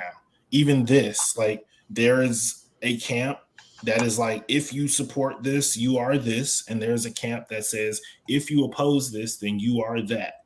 And you kind of just, as an individual, got to be like, okay, well, I say what I am and what I'm not. And I do the best I can to help my actions reflect that. And I try to be a good person. I try not to support, and I try to recognize how your dollars go and support other stuff. Maybe my little $15, $20, however much I would have spent at the theater to see this movie ain't gonna make a huge dent in the bucket. But if a lot of people just realize that, like, your little $15, like, if everybody's $15 can add up to $1 billion, then, like, if everybody who really cared decided to take their $15 away, they're not gonna hit that $1 billion. And that's going to be seen as a failure and a loss. And maybe DC will have to start thinking twice about the kinds of people who they want to be flagship tentpole characters in their universe. Because that's the other thing. We're not talking about some, like, side person. We're talking about, in my opinion, I know there's the big three, but Flash is next on that list. Now, he's four for me. He is four. Yeah, he is number 4. And I just feel like when you're dealing with something this important and you live in the world that we live in, you kind of just gotta take all that into account. Justice League has Flash as a founding member. Right. So in every, like, big team up story arc, Flash is like a major player. Yeah. So yeah, like wasn't Green Lantern that saved the day, you know. Nope. So yeah, it's I don't know. I just look at like how other studios move based on certain things, and then how WB is moving based on certain things, and it's curious, Yeah. The Pirates of the Caribbean movies weren't, they were starting to go a certain direction, but we still have a question as to whether or not that's gonna continue on. We don't need no more Pirates of the Caribbean. Just a bunch of white people sailing around in the Gulf of Mexico. Like, where the black pirates at? I get where we had Callisto, but we're not the one or two they gave us, right? The one or two they gave us don't make up. Point is, I like Johnny Depp. I like Captain Jack. They were entertaining. They were funny. Johnny Depp wasn't. We ain't getting no more pirates with Johnny Depp. And like, if you can do that, how are we even having a conversation about Ezra Miller? It's I don't know. I think honestly, it's probably just one of those things where they probably did look at it like they looked at Batgirl and just was like, we haven't done no advertising for Batgirl. We haven't done none of this. Nobody's ever seen her in the suit. It's not even necessarily have to be directly connected. So they don't necessarily like feel like they are losing anything. But this is a case too, where it's just like people in power, when they make decisions, don't like to admit when they're wrong either. Right. And so this is one of those things where it's like they're still holding on to the idea of they're trying to get something worthwhile out of the DCEU, and they thought it was going to be Batman v Superman. They thought it was going to be Justice League, and really the only thing of quality that I could say you can walk away from the DCEU with is probably Man of Steel and Wonder Woman. Yeah, first Wonder Woman. Wonder Woman, not Wonder Woman 84. So I think that they're looking to make one last. And they think this is just going to be like the jumping off point, and I'm just kind of like, I don't know. All right, man. If like somebody had to crunch the numbers, and it's got to be something where it's just like it makes more sense for us to just power through and try to get this done and wait until some of this bad press is blown over. Because it's kind of crazy. It's like, okay, so y'all waited to hire James Gunn, just to put out the same movie y'all was going to put out when Zack Snyder was at the helm. That seems weird to me. It's like having sex with somebody else's organ.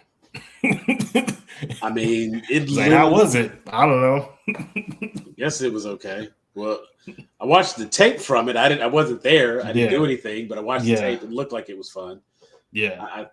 It's crazy. I don't know, man. They could have wrapped up. They had a successful run with Aquaman, even if it was stiff and no romance and whatnot. The story was decent and the action was okay. Finding out about the mama and everything, you know what I'm saying? Like, there were some parts of it that were still like, that was okay. They could have kept on and whatever they were going to do with Patty Jenkins' Wonder Woman 3. You know what I'm saying? Let that go. Like I said, interesting hill to die on. Interesting hill to die on. Literally. Or interesting hill to try to give birth on. Yeah. Well, they're hoping that this... But it's funny because all the memes and the jokes that we see right now are literally pointing out the fact that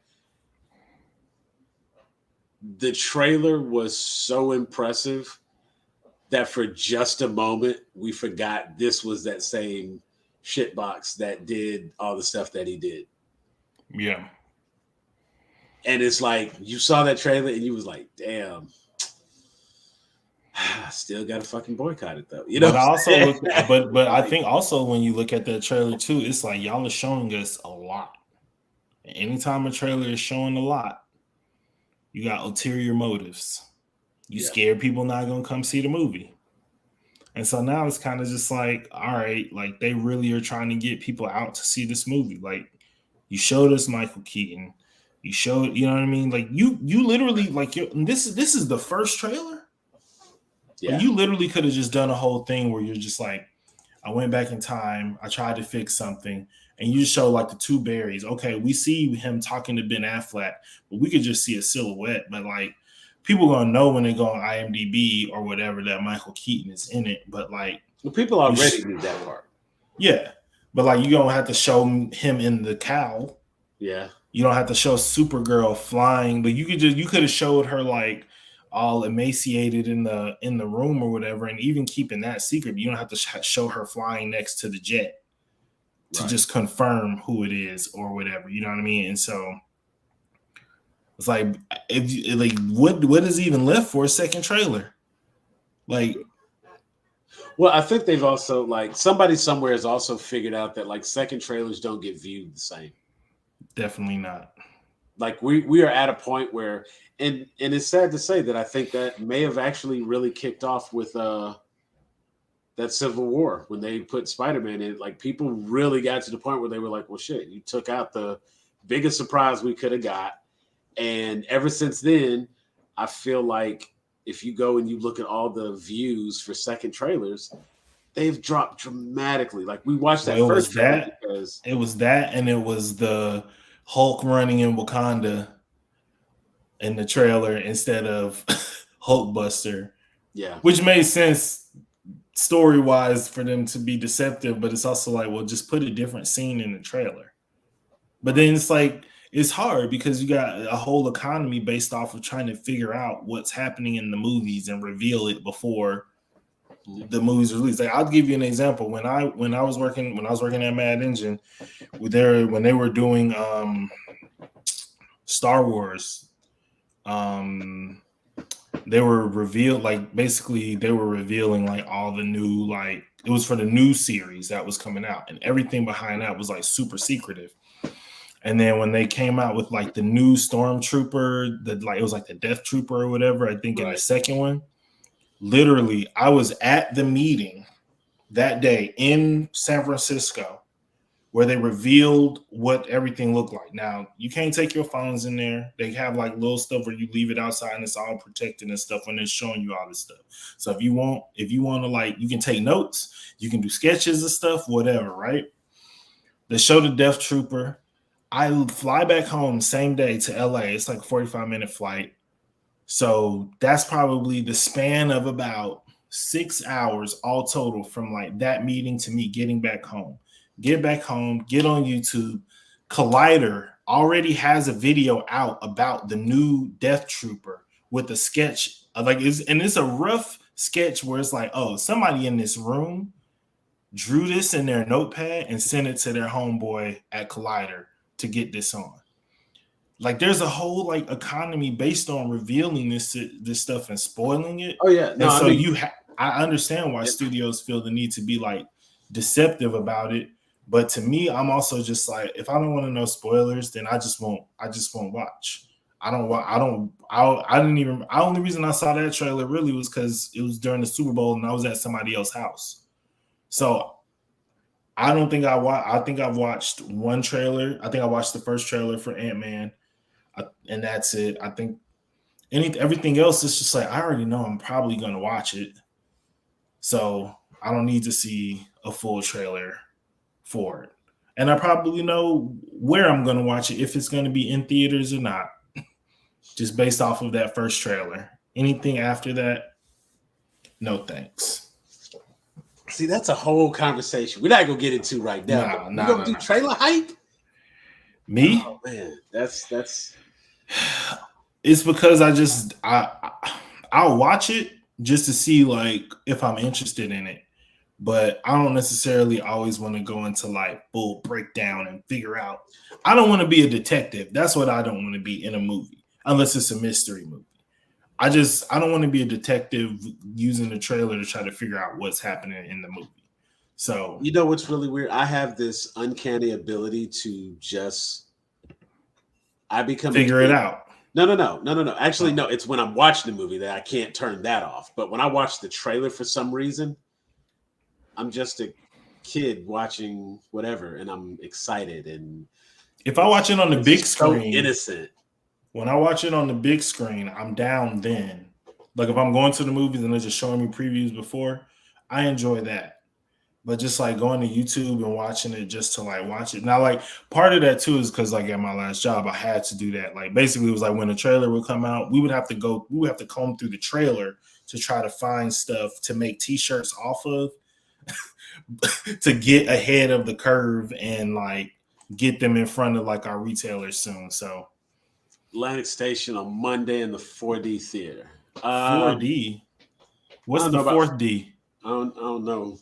All I need is 3. I I don't need to ride. Definitely not this one. Not Ant-Man, Quantumania. Too much. It's gonna be too much. You know what? I'm gonna stop right there. Yeah, I think that's that joke might be telling itself. You'll let that one be. Damn it, that's our clip right there. Damn it. I don't. You know what? I may see what I can do about seeing that Atlantic Station. Is that this weekend? This comes out. Yeah, Friday. See, I don't know if I can do Monday. I could probably do. You know what? I could probably do a Sunday show. Now that I'm thinking about it, I could probably do a Sunday. I'm out of town this weekend. I'll try to figure out a time to see it though before next week. But if we catch it before Wednesday, you know what? I am off Wednesday, so if nothing else, if I don't see it this weekend, I will probably see it Wednesday day. Ooh, maybe I'll go Monday when I get back home. Well, that's what he was just saying, Monday at Atlantic Station, but I'll be at work. Yeah, man, I ain't going to no 4D. I ain't going to Atlantic Station either. They be shooting over there. Bro, they shoot everywhere. Like, true that. Like, it's just true that. It's just like, that's a whole other one. Hey, man, I appreciate it. It's been a fun. Like I like having the open formats. Like when we just get an opportunity to just run our mouths and talk and just like have these geek conversations. Mark, next week is our music show. Perfect because we just had Valentine's Day. I found me a whole new playlist, and it was really weird because like some of the songs that was on the playlist I don't feel should have been on the playlist. I won't tell you the actual name of the playlist, but it was like it had some really good R&B songs to vibe with, and then like Dirty Diana came on out of somewhere. And I'm like, who thought this song should have been on this playlist?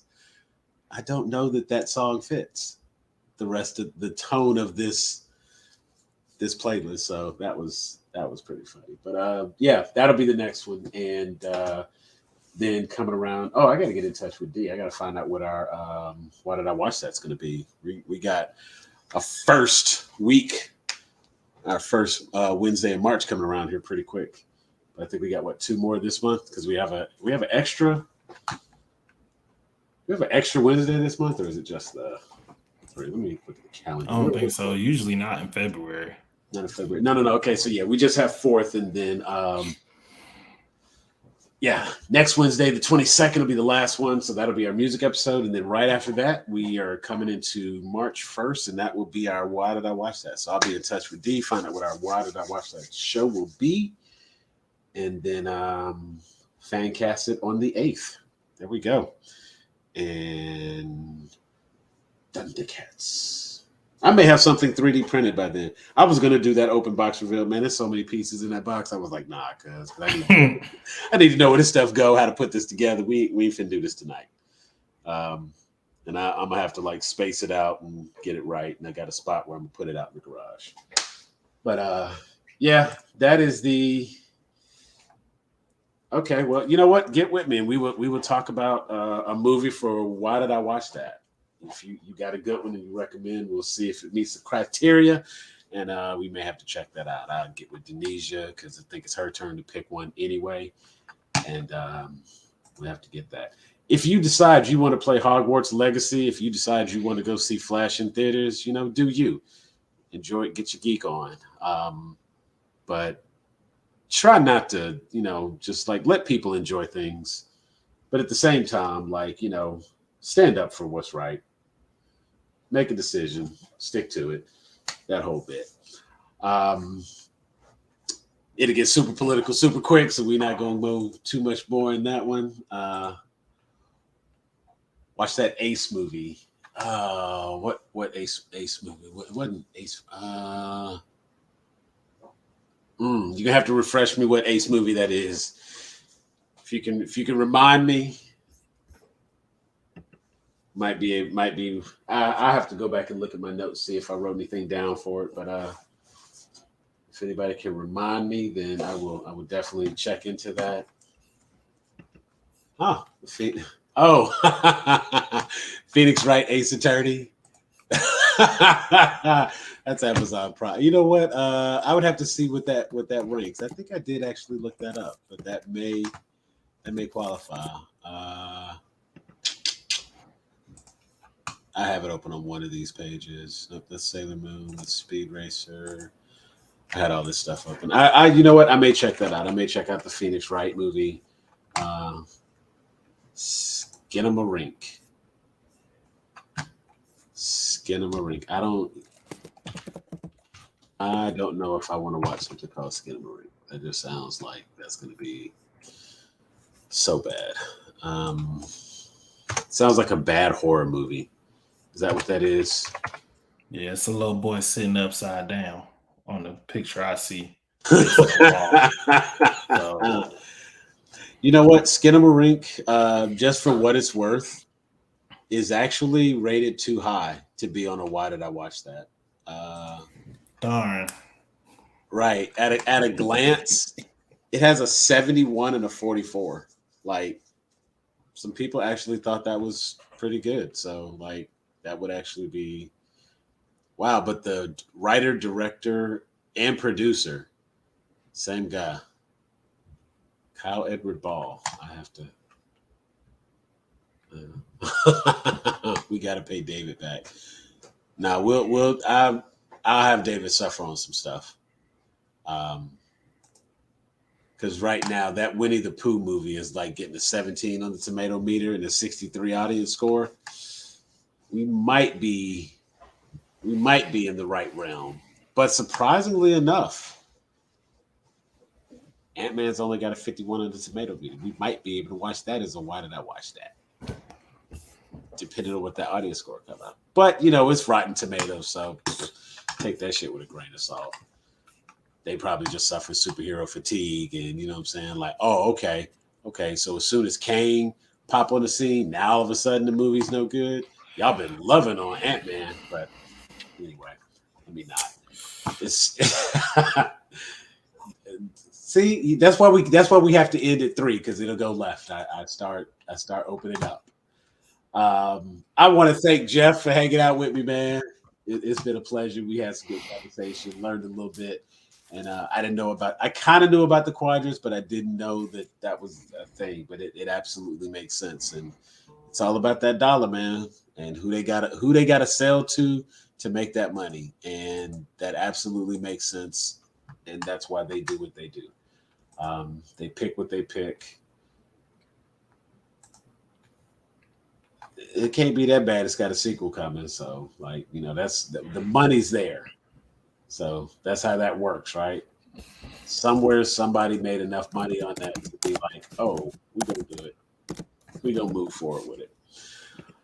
All right, man. We're gonna catch y'all later. I may have something 3D printed next go round. Next week will be the music episode. Be sure to check us out. Click that QR code there in the corner. That will actually take you to everywhere you can find us. Be a part of the group where we have these types of discussions and more here at Grown 8 Geeks. For Jeffrey, I am Sam, and we are out of here. Peace.